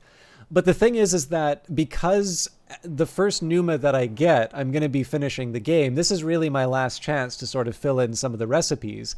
And the thing that I find interesting about this is that each relationship tells you just a little bit more about the world. So, I love Cultist Simulator, but I would be lying if I said I understood all of the lore, right? So, there's the game that I first played, and I would definitely say when I was playing the beta, I had very, very little idea of the setting that was being set up. I definitely felt very compelled by Lantern, and, I've always sort of liked the door in the eye, and I relate to Lantern very well, and sort of Nock would have been my second place, and Edge has sort of been moving up sort of in terms of my interest. So like the Colonel is definitely an hour that I've grown to appreciate quite a bit more. And you play the DLC, so it's maybe a little bit more about the Carapace Cross well, not just in the Dancer, but certainly that seemed to be where I started noticing that a little bit more. And as you continue playing the DLC, and of course these DLC are expanding the universe anyway, but certainly, I have a very different perspective on the world, even after playing the game so much. And then they introduce these new powers, right? So it very specifically avoids calling most of these. I think one of them is actually called a principle. Yeah, so Nectar. The green wealth in the world's veins, the pulse of the seasons. Long ago, some called this principle blood. So that's different. So when you'll see Moth, there is the specific reference to that being a principle. But as much as I like Sky, You have Windstorm Echo's song, The Intricacies of Mathematics and the Principles of Flight. Law's touch is lighter than we sometimes think. So I think probably because of my interest in Lantern, I think most people can understand why I would find Sky interesting. And I'll actually say the thing I like the most about Sky in this game is the way that it's introduced music into the setting. And it's not that music was absent, but there's something very specific about music and how it enters the world. And there are things that you learn. So I think there is something very interesting about the idea of the Hive's Lament and the fact that it does not have Sky aspect. And as far as I can tell, it is the only music that does not have Sky aspect. And that you can almost sort of hear a difference in terms of the music. And so the reason why I really like actually going through and sort of trying to figure these things out is that anytime I learn more about this game, it's always going to be through just a glimpse, just another little detail that maybe I never noticed before, or something that, there's a sudden relationship. So even things like, the fact that Ibn al-Adim is originally the one mentor who did not have the mortal aspect. That is something that you can play Cultist Simulator for, hundreds of hours and potentially miss. But you learn something about the character. And again, that's something that you learn through absence. And that's one of the reasons why I really like kind of systematically approaching these sorts of things. Like I said, I appreciate you saying that, because like I said, I feel a little self-conscious sometimes when I'm not like constantly running through the game with the pause off. But every once in a while, we have a breakthrough, and all of a sudden there's a lot of new things that sort of pour in. So in any case, though, I've exhausted what I've got on my spreadsheet now for glaziering and lightsmithing. So I'm going to take a quick peek at the Sky side of things and see if there's something new that's added there. Yeah, so we exhausted glaziering and lightsmithing, and that was one of the ones that it's one of the ones that I sort of messed up a little bit. Now, weaving and not working, that might get interesting because I don't think I've tried it with an old moment.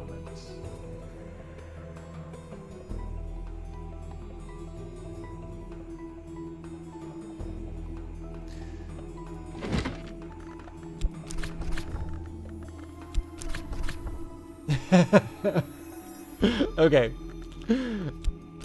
I don't think the old moment's gonna do anything, but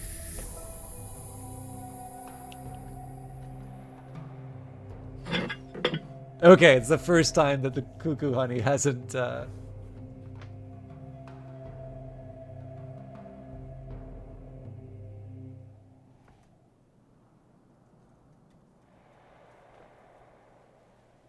Now, Moley might do something though. So I think we can do that at the...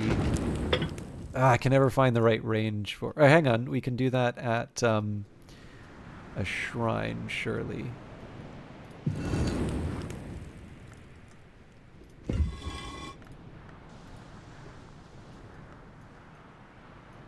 Now again, I feel a little weird about that one because this this was like Pyrus Orichalcinius, this would be a keeper level item. Yeah, so I don't suppose this will take a tool, will it? No. But we could maybe try the Ascendant Harmony. Not with that set. Now, I'm not expecting the Ascendant Harmony to work because I think that came from my kind of corrupting my list, but we'll see. Actually, the way I could make that work would be at the piano.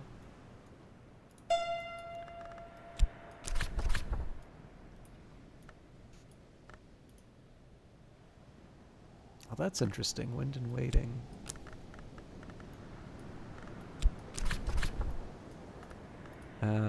It's an old moment will do, I suppose. Okay, no surprise there.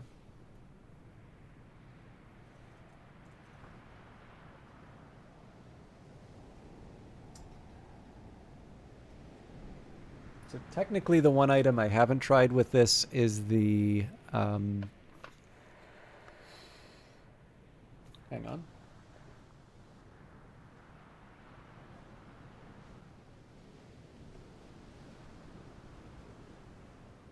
Yeah, the Mazarine Fife. I mean, it may also be that there's another heart thing that I want to try. I made Swaddled Thunder through another...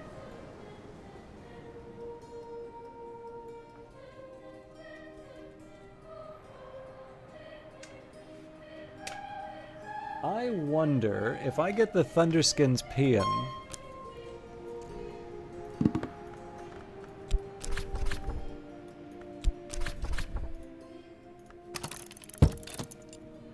That might be the part that I'm missing.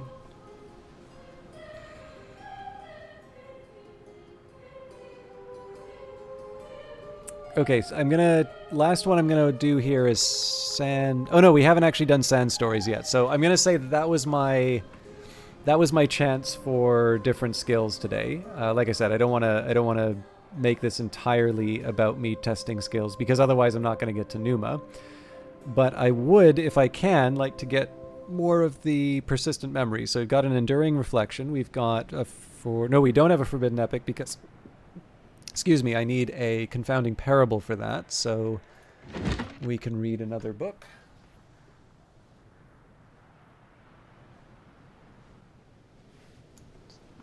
If I can find It Is Written, I'll do that. Otherwise, Letters from a Fugitive.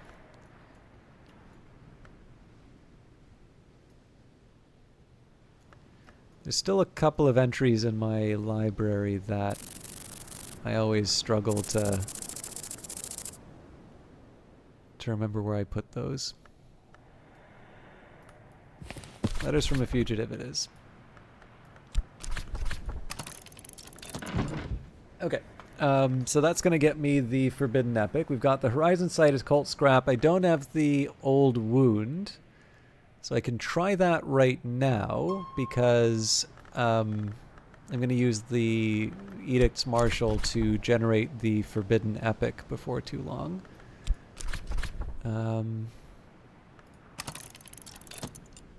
So got the Wormwood Dream, Ascendant Harmony. We don't have a Daidumos yet, so I guess I would need to give up the Ascendant Harmony if I wanted that. Although that's not the end of the world, because I can do that with Whist, I believe.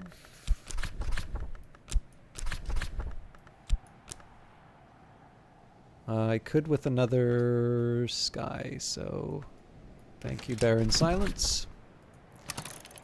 And then I can just do another Ascendant Harmony using one of the instruments.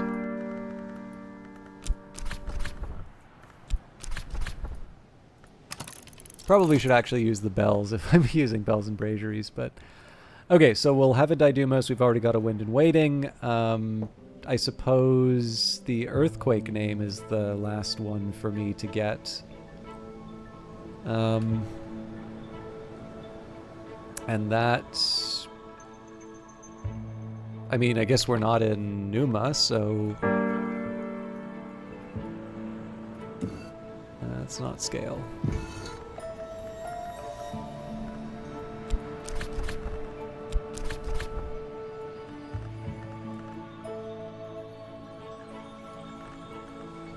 Ah.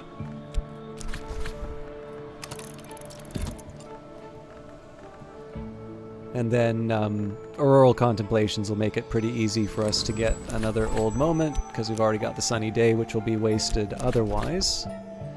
Am I missing something here? No, it wasn't Auroral Contemplations, it was Disciplines of the Scar. Okay, and I think that fills me up for weird and wonderful persistent memories. Reverend Timothy always jumps at the offer of my company. There's not a whole lot that I'm going to get from Reverend Timothy and conversations with him today, seeing as we'll probably be tending to our guest. And I did sort of say that I was done experimenting with skills for today, but sometimes it's just nice to have a chat with the rector, you know? But what I do want to see is I want to see who the visitor is. If we don't get a visitor, then there is the possibility that we will find somebody who can teach us Kernwek Hennebeck. And if that happens, it means that we know we have at least one more season. I can technically bring in Numa whenever I want, but I can... Okay, well, that answers that. Oops. Dr. Yvette Southey. So she does understand Kernwek Hennebeck, but I have so far... I mean, this is where the role-playing comes in, right? So far, I have satisfied every visitor's curiosity, and I am not going to... I'm not going to break that tendency now. So Dr. Southey, playwright, philologist, psychoanalyst, as happy with questions as with answers.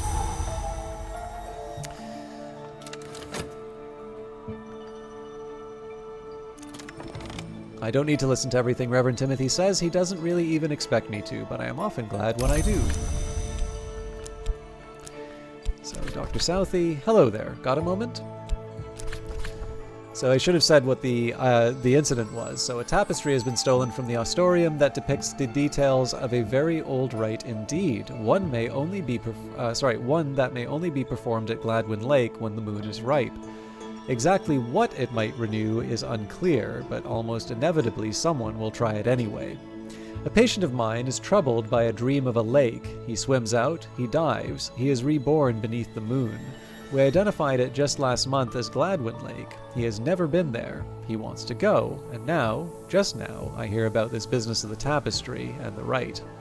So in this case, we need to match her moon interest. Now, moon is actually one of the smaller of the two that she is interested in. So, the best outcome, librarian, seems to be the rite that involves the hour named Applebright. The worst, that it involves the crowned growth. And both of these are nowhere hours. No one has ever been prepared to tell me what that really means, but I know enough not to roll about around in it. So I'm curious if either of my Hennebeck texts are moon. Looks like it's Nectar and Grail. Okay. So simple moon will do. Secret Colors is anything but simple. I don't think Locksmith's Dream has moon, but I can never remember. Rose, Moth. They're all too powerful. Collected Hush House Lectures. On the Friar's Tapestry. This helped a little. I still have no idea what to tell my patient, but I think now that he will go whatever happens. That seems to be the shape of these things. Always the tide. Alright, letters from a fugitive. Lars Westergren, explorer and murderer, spent 7 years escaping justice through his knowledge of byways and shortcuts in the bounds. Throughout that time, he wrote regularly to his daughter, possibly in part to taunt his pursuers. A year with the Legion de Sul, patrolling the bounds until he deserts. A month in the Priory of Captains in Morbihan. 7 days, or so he claims, in Ys behind the wave. Cornered at last by his pursuers, Westergren writes that he will attempt the paths of the sun. He doesn't seem sanguine about his chances, and indeed this is his last letter. An editor's note adds that Westergren's whereabouts or end remain unknown, although he was supposedly sighted at the Christmas market in Vienna, the negotiations between the invisible underworld figures that happen each year there in 1929. So again, we got this so that we can use this with the Edicts Martial. Move gingerly while the pain lasts. Old wound, the wound is visible, the pain is not.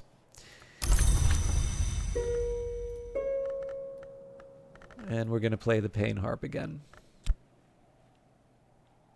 Although I think this might require edge this time.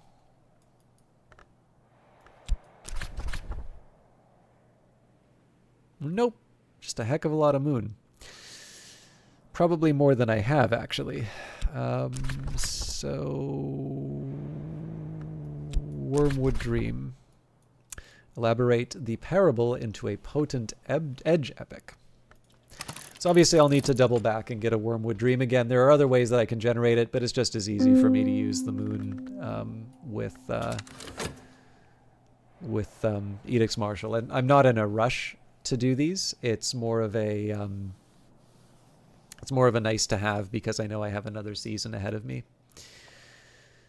If anybody's curious, by the way, in terms of the determinations or the history that I've made in the journal, I'm happy to talk about them, but I've largely decided not to volunteer it, just on the odd chance that people want to be, I don't know, surprised, or I don't know, it just feels like a nice thing to do, not to draw too much attention to the end game things. I figure if someone asks, then people can kind of know where the conversation is going. But if I turn around and suddenly say, actually, there's an infinite number of histories, the idea of 5 was an illusion all along, ha ha ha, or like, you know, the identity of the new king. It's not a huge revelation, but, you know, the idea that, you know, ooh, this is the room where it happens, that can be fun. So, you know, it's nice to give people a little bit of lead-in time to, you know, to find that stuff out. All right, with Keeper Level Sky and Ascendant Harmony might conjure Didymos.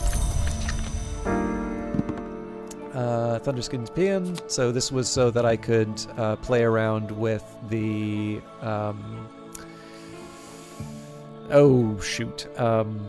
weaving and not working. So this may not do anything. It's not a persistent memory, so I kind of want to use it reasonably soon. Actually, sorry. So the Thunderskin's Paean is the other non-sky music. That's interesting. With Keeper Level Heart, the Paean is the precursor to Swaddled Thunder. So this is the theory that I have, is that the weaving and not working that I have been looking for so long is actually nothing to do with weaving and not working, and everything to do with creating the Swaddled Thunder. Oh man, I really thought I had that there.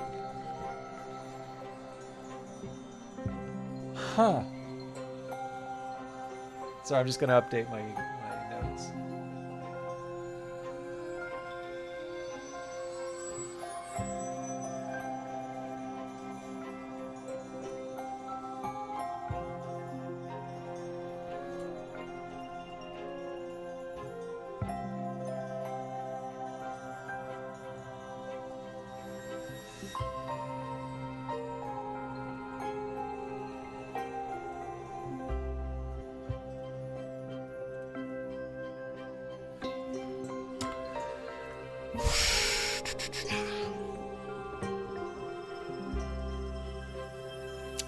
Now what I do notice here is that there's actually a lot of things that I haven't tried with weaving and not working, apparently. So what I've got on my list here, we've got Regensburg Bomb, Gideon Soaks, Swaddled Thunder twice? That ain't right. Cheerful Ditty, an instrument. Well, I guess we've already got the answer on the instrument.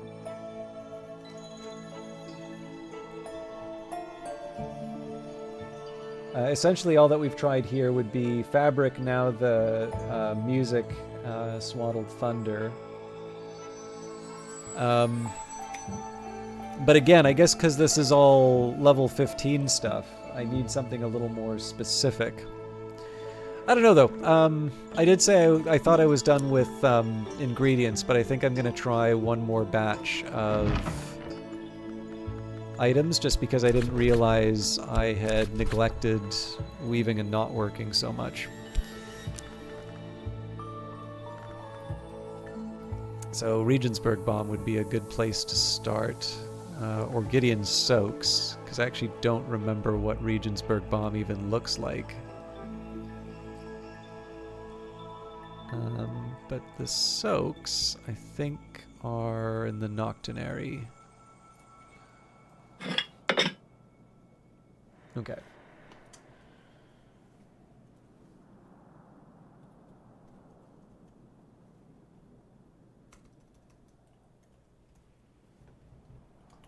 I don't know if I can put a Swaddled Thunder in, and I don't really see how that would help.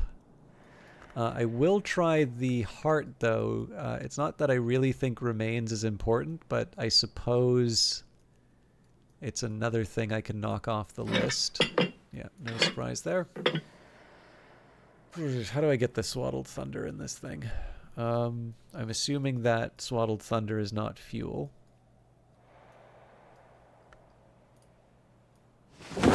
Well, it is fabric, so...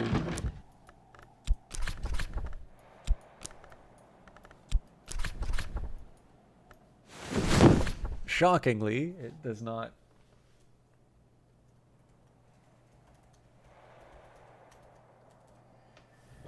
So yeah, it's hard for me to see a cheerful ditty being the thing that produces a 15, but I guess I haven't actually tried it. Um, so Regensburg Bomb and Parabate are the last two, and I really wish I remembered what Regensburg Bomb looked like. I think probably just going through, so that's Turpentine, Wolf Snow, Sacraments, Malachite, and Calcite. I guess it would be the dispensary is where I would have kept it if I had it, but Lethe Lees, yeah, Lethe, January Sanguinary. Well, maybe we try the January Sanguinary. I'm actually willing to say that I've probably just used up the Regensburg Bomb and I never bothered to make it again.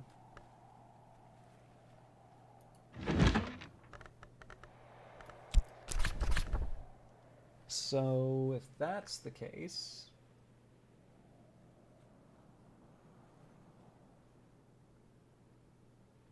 Regensburg Bomb I think is actually made using nectar. Oh, now I've gone and done it. I don't have that much nectar left. Oh, crumbs. Man, that has been a long time since I've tried to make this stuff.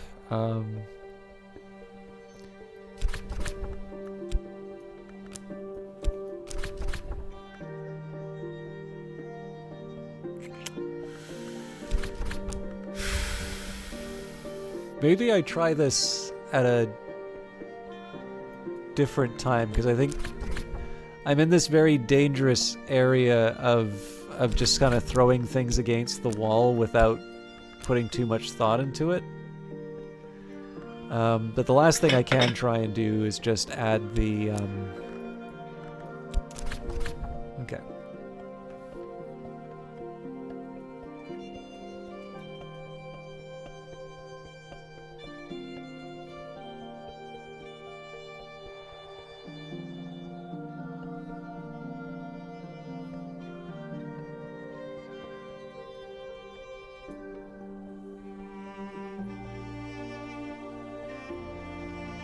Yeah, Regensburg Bomb is like a... It turns out Megaphene Mysteries will give it, but it's a very low-level recipe. I'm not quite sure what to make of that.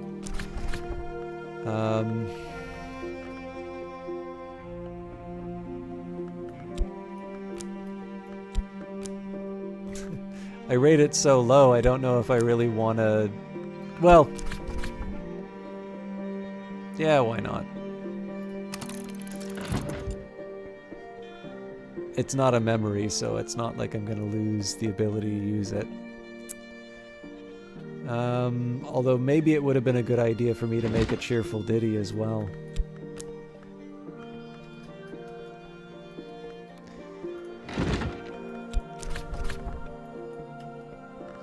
So we can use the Perugian Diaries for that, and then...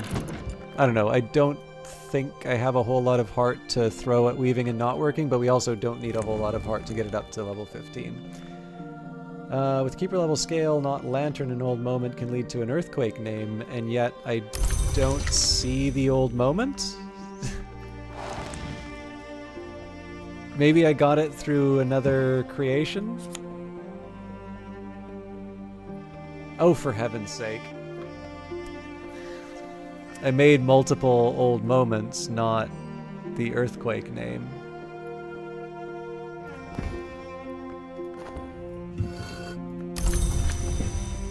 All right, that's a big pain, actually.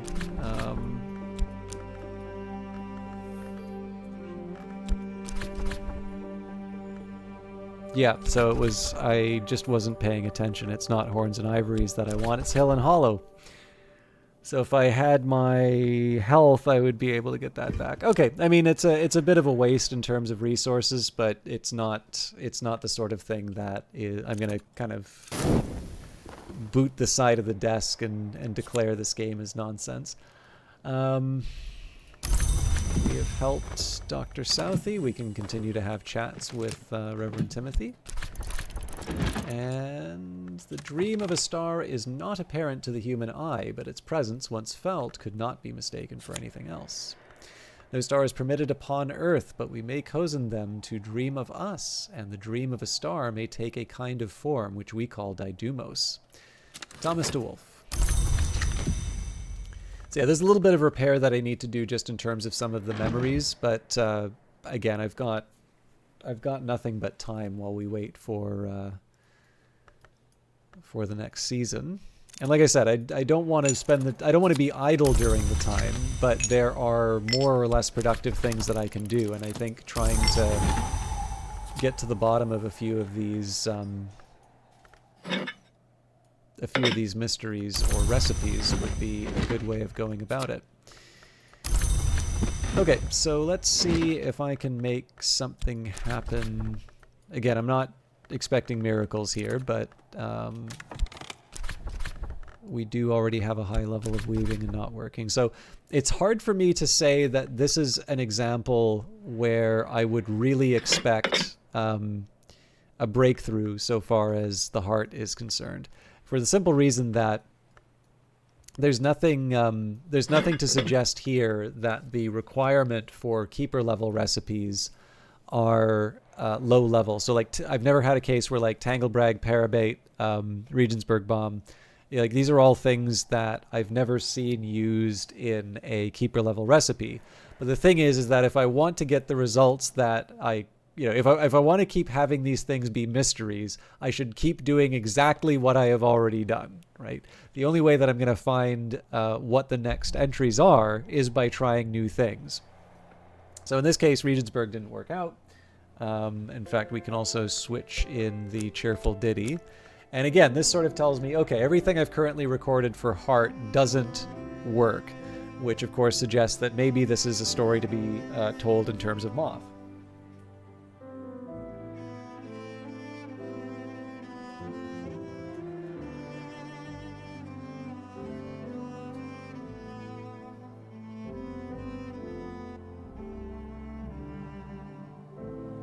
And then, of course, we'd already tried all of the Moth stuff, so unless the Mazarine Fife somehow, delivers the unthinkable, we're probably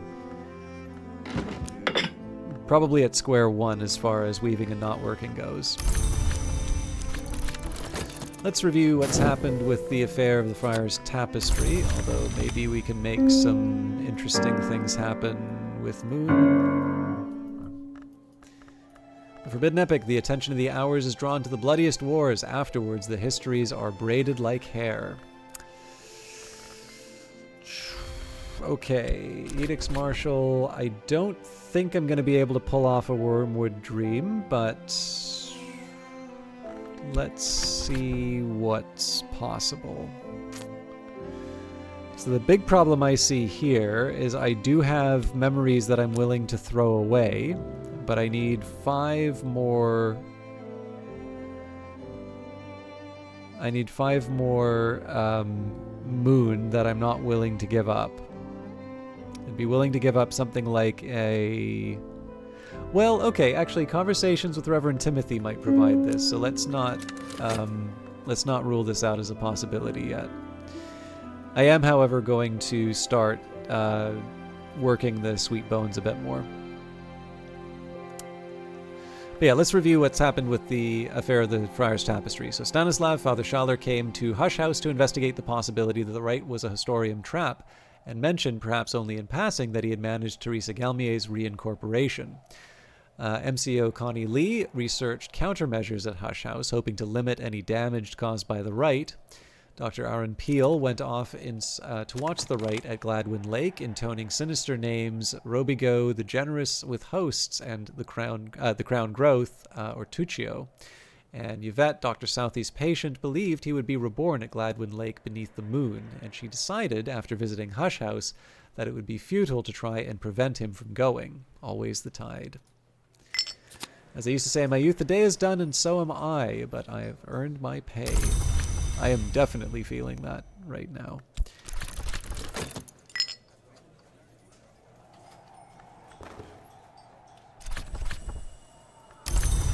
Alright, that's the hurry the heck up music.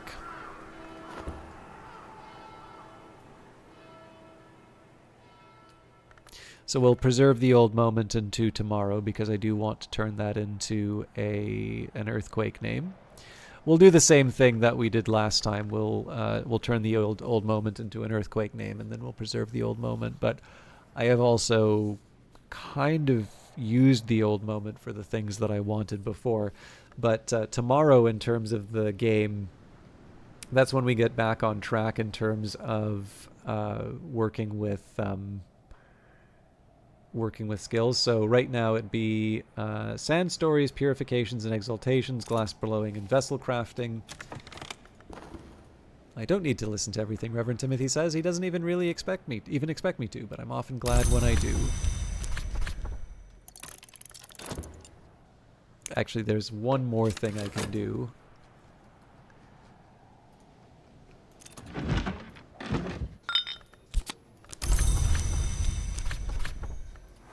No!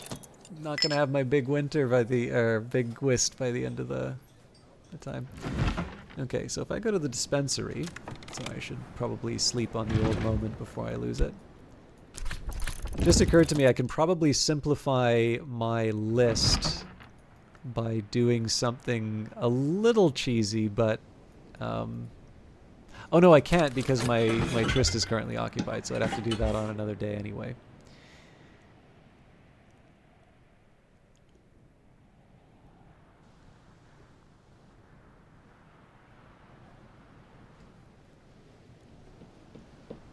Okay. Happy to chat with Timothy, but there's really nothing I'm going to get out of that. I don't need to listen to everything Reverend Timothy says. He doesn't even really expect me to, but I'm often glad when I do. Yeah, so I'm going to try and simplify my to-do list a little bit. Because we know that there's a lot of skin shuck mead that we can make, and usually with the mothy stuff. So the advantage of the skin shuck mead... Oh, hey, we did get our whisk back in time. I was not expecting that. Not Mr. and Mrs. Kill.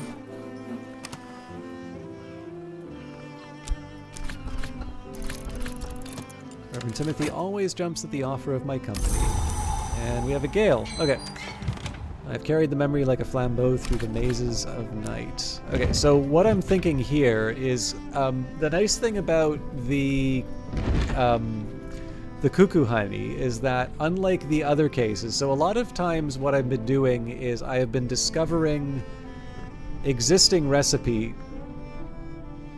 Okay, so there's two items which have wound up kind of cracking open a bunch of recipes for me. One of them is human hair, and this is like one of the oldest tricks in the book in the Secret Histories games, right?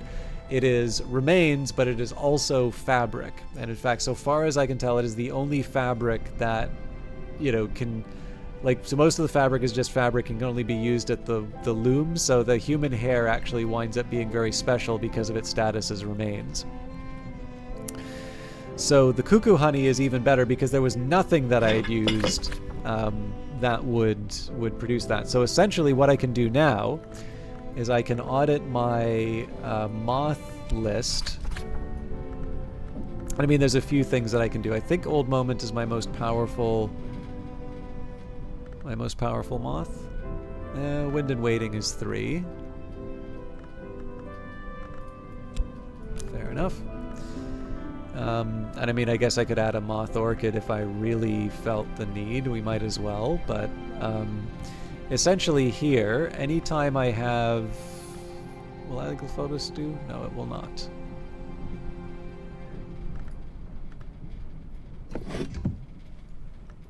So essentially, if I take a look at this list of, you know, skills that I can put in, if I see it on the list, so like Furs and Feathers... Well, Furs and Feathers isn't a moth one. I mean, I can still add it, or, well, as long as it's accepted, I can still add it. But essentially, I'm just going to move up. So Serpents and Venoms, Pearl and Tide. None of these are really moth, though. Desires and Dissolutions, Menascate, Reflections. I would be very surprised if that was moth, yeah. Okay, stitchings and bindings. Technically that can be accepted. I might as well give it a try, but we're at 11 moth, so even if it was the item we're looking for, it's not. Doesn't quite fit the requirements. Spices and savors, I think, is nectar and forge, so not. Again, I can add it, but it doesn't. I wouldn't expect. Although, you know, the more you think of it, like, it's because skin shuck mead is a really high moth thing, but you'd kind of think brewing a drink would be something related to spices and savors. Sky Stories, that would be Sky and Rose, wouldn't it? Yeah. Inks of Power doesn't have a moth side. I mean, well, we couldn't put it in anyway, but... Insects and Nectars, that's a moon nectar. And again, unless we bring more moth, we're not going to be able to see it anyway. Maybe I've already exhausted all of the moth possibilities. Transformations and liberations is... there it is. Okay, well, actually, we have a lot that we need to do with this one. So we found one. Oh, hang on. I've got an easy one that I can add. We still won't exhaust it, but how much you want to bet if I just add a normal honey? Not a sack of vegetables. Actually, I don't have enough moth for that. So... surely there is a 2 moth. The moly is 2 moth, but it's not a flower. Human hair? I can't remember if that's a 1 or a 2. Ah!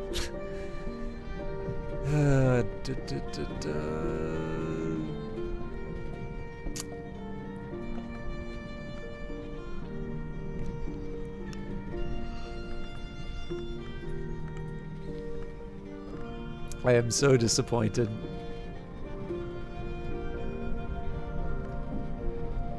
There's got to be... I know it's edge down here. I don't think it's moth in the jail.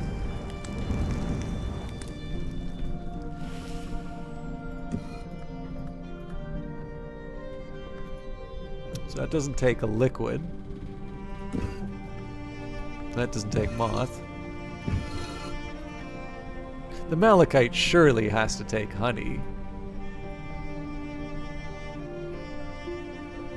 Wait a minute. Okay, good. Oh, because it's food, right.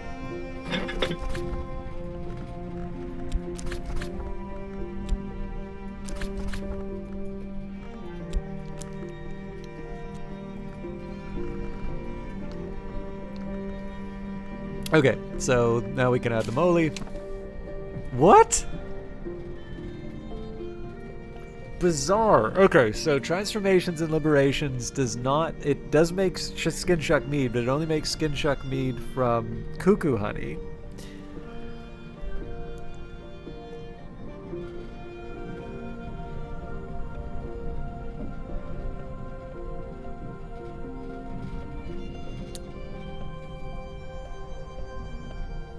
Lantern and Forge makes iotic and xanthotic essence, but I wonder if it's possible to just transform one into the other here. Because transformations and liberation strikes me as the sort of thing where you'd be moving sort of one to the other.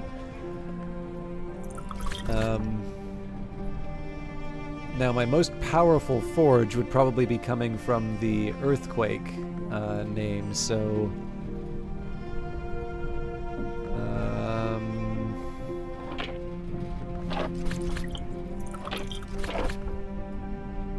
okay, so there's Orpiment Exultant, but that's not what I'm actually looking for. Surely I can put together another 3 forge somewhere. Well, it would have to be a 3 forge substance. Or a calcum might do the trick.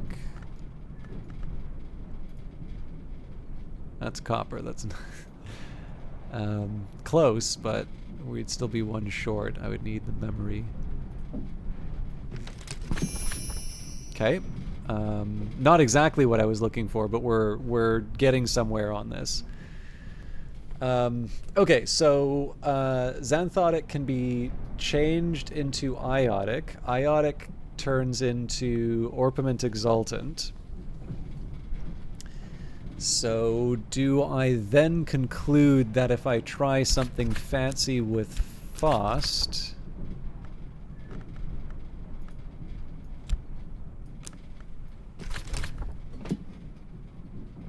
I'm really not delivering on the lantern here, but...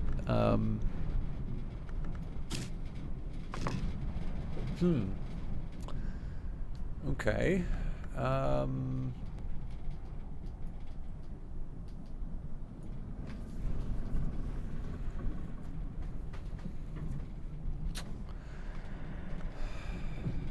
That's an interesting one. So like I'm definitely getting some ideas here in terms of like what's going on, right? Like you can kind of get it from the name. You know, desires and transformations and liberations. I can definitely see this all about sort of shifting around different essences and such. I'm just trying to think what are some of the other transformations I might want. So like I can make Refulgin, but the thing is like what does Refulgin transform into? And that doesn't have as easy of an answer. I mean, I suppose in a pinch I could try the 15, but that doesn't really tell me anything. Yeah, I don't know. I feel like there are a couple of fairly straightforward, hey, you should try one of these. Actually, there is one thing I can try.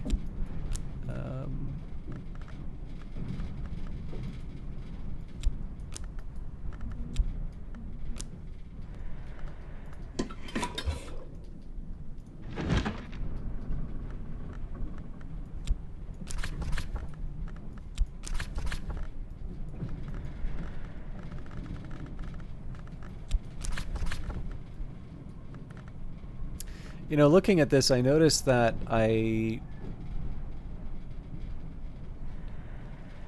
you have the transformation represented in the image, but you don't actually have anything related to animals, so I should try this with an egg.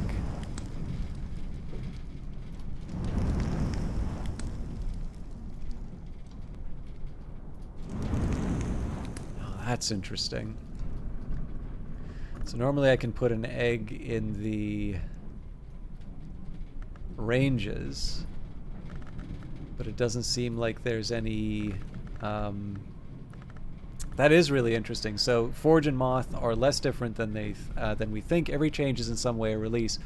So the image that you see here, right, is the caterpillar turning into the butter. Well, I guess it's probably a moth. Yeah, so I'm sort of thinking is like, okay, well, I can see how something like the chimeric larva might be transformed using transformations and liberations. And then you could imagine, okay, well, maybe for this one, if you give it an egg, you wind up with a chimeric larva, which I think is a perfectly reasonable assumption. But there's a challenge with that, which is, you know, I could try something with the Cade. Oh, hang on. Ah, this is... I have been missing out on the real benefit of the cage all along.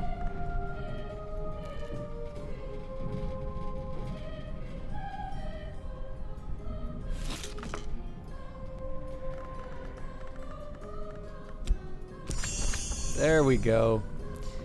And my guess here is that the 15 is when we have the chimeric larva itself. So I am actually kind of tempted to make a chimeric larva, but I'm not going to do that right now. Still, good to know. Lockworks and Clockworks I don't think has a moth component. It's Knock and Sky. Yeah. Anverian Lapidary is Forge and Sky, if I recall correctly. Yeah. Great Signs and Great Scars, Knock and Grail? Yeah. And then that would bring me to Pentiments and Precursors, Grail and Scale, and then we're on to Glassblowing, Vessel Crafting, Purifications and Exaltations, and Sand Stories, which was going to be the batch that I worked with anyway. And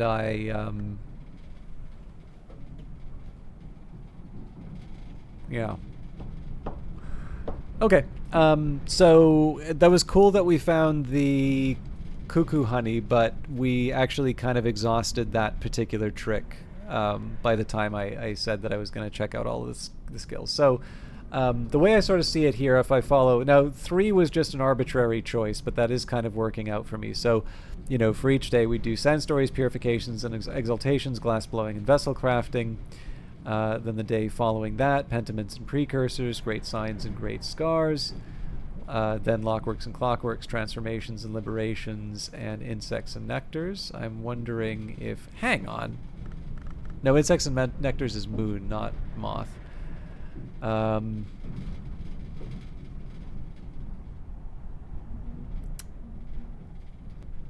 Inks of Power, Sky Stories, Spices and Savors, Stitching and Binding, Menascate, Reflections, and Desires and Dissolutions, and then finally Pearl and Tide, Serpents and Venoms, and Furs and Feathers. And those are ones I don't hold out too much hope for, just by virtue of the fact that these... Oh, I've finished off Magaphine Mysteries. Cool. You know, these are ones with fairly low values, so we do have some high-level elements of the soul to work with.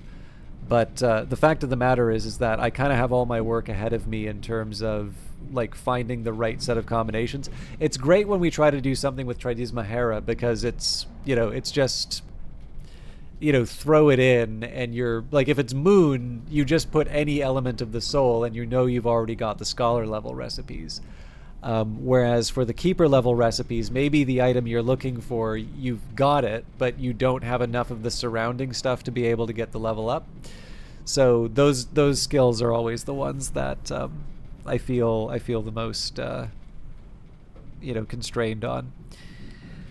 But yeah, I guess overall in terms of game time, that's 1, 2, 3, 4, 5, 6 days in which I go through my list again. We've already knocked off 6 recipes overall, and then from there what that should give me is a pretty comprehensive list of all of the ingredients with which other things get built. So I think the very last item, it used to be the Forbidden Epic, the using a confounding parable, although I guess I had that written down somewhere, so even then that wasn't the last one. It was really the cuckoo honey was the last sort of ingredient that's completely missing so far. If we can't make things work with the spreadsheets once I have all of the ingredients, well then at that point we really do start looking for specific ingredients.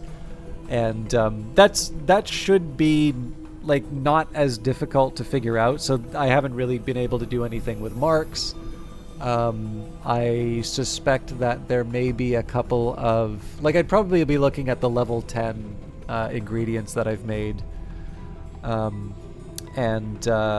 If once those have sort of been dealt with, the last step would be to start looking at the other aspects. And a lot of that's really going to be determined by what better... Oh, hey, Vesper. I'm actually just wrapping up anyway, but good to see you. For those of you who don't know, Vespered Fortune is also a broadcaster. I don't think you were doing Persona recently. I feel like you moved on to another game, but I've got a terrible memory. I didn't get any sleep last night, so I'm lucky to be even mildly coherent now. But anyways, happy to see you as always. For those of you that do like... Ambition, okay. For those of you that do like Ambition, but also Secret Histories games, I definitely can recommend Vesper Fortune. It did a lovely job with Cultist Simulator, and I'm sure will enjoy spending some time in Hush House. Although that is a statement in terms of a reason to follow, not a... And you're gonna do it soon, right? You know, the last thing you want to do is come in to be entertained and have someone ask you, when are you coming online next? So, anyways, I'm always delighted to see you, Vesper. I'm sorry it's gonna be a short one for us, but I actually have some stuff to do before I go to bed, and I really need to go to bed because I did an all-nighter. Okay, but yeah, that's a game plan for how I'm going to go through the skills. And like I said, I don't want every day. The problem with trying to pursue Numa is that I do take the time to sort of pause and go through the skills. So if I want to go through my entire list, there will probably be 2 streams of like dedicated testing, which might be interesting for me, but probably isn't interesting for everybody else. So I figured this sort of 3 recipes at a time lets me get the low-hanging fruit off the list, and then from there I can try and impose a little bit more order as time goes by. Oh yeah, what's the game? I'm always looking for recommendations. On that note, I think I am going to wrap it up. So thank you everybody for watching. I'm kind of hoping to wrap this up in time for, by February, because we really truly are at the end of the game. But like I said, there's a way that I can rush it. I think in this case here, I've got a decent enough balance now between trying to discover the last few mysteries of Hush House while still making some progress. The Home Safety Hotline. Thanks, Elfea. I'm sorry. I don't know if this was even worth hanging out. I'm glad that you're still here, but I don't know if it was worth hanging out. Feel free to give me the elevator pitch while I find somebody to host Vesper, but I am intrigued already. And thank you to Demi-Urgency. That's a great name again for following. Thank you for the host to D-Pain, E-Corby, Night 97. Lord Gloom, of course, another broadcaster. The exception just completely astonishing me with his dedication to the broadcast. Everybody who hung out. Obviously, my channel's small enough I can probably individually thank people, but I do want to I do want to take the time to acknowledge some of the big milestones. Just a heads up, so I need to take it easy this weekend because, again, I am starting a new job. And actually, I'm starting a new job at about 2 hours before I normally start work at my old job on Monday. So I do kind of need to get the sleep schedule back under control. I need to make up for the lack of sleep this week while I was wrapping up all of my work. I'm going to... I will record the new batch of YouTube videos, but the biggest thing that I will say is that next week is going to be the most likely time where there's going to be interruptions in the stream schedule. Obviously, I already started 2.5 hours late tonight anyway, so it's not exactly like I've been on the ball. But just, again, when there's a significant change in life, sometimes you have to, accommodate the new employer. But I am very excited to be starting there. I'm quite nervous to be starting there as well. But I actually got an email this week from the place, and I felt nothing but welcomed. So it'll be good. And I'm looking forward to coming in with bright smiles and excitement and all of the good stuff. Now, there's actually a couple people that I can host. I do want to take a minute here and see if there's anybody streaming something. Okay. I don't always get a chance to host him, but Outworld is playing Hexen Beyond Heretic, and it looks really good. I've never actually played it. So he's been playing for a while, so he may not be on that much longer, but I will raid him. He is also an Australian streamer. I will say, I am hopefully a little more relaxed. He definitely will be a bit more intense on things. But I hope you have a good time with him. If nothing else, Hexen's really interesting to look at. And I will be back on Monday, almost certainly with more Book of Hours, but there has been an update to Phantom Brigade, and I am looking forward to getting back into a couple of other games. So not going to rush the ending, but I am looking to finish off. Anyways, have a good night, everybody, and I'll see you hopefully Monday. Enjoy your weekend. Bye.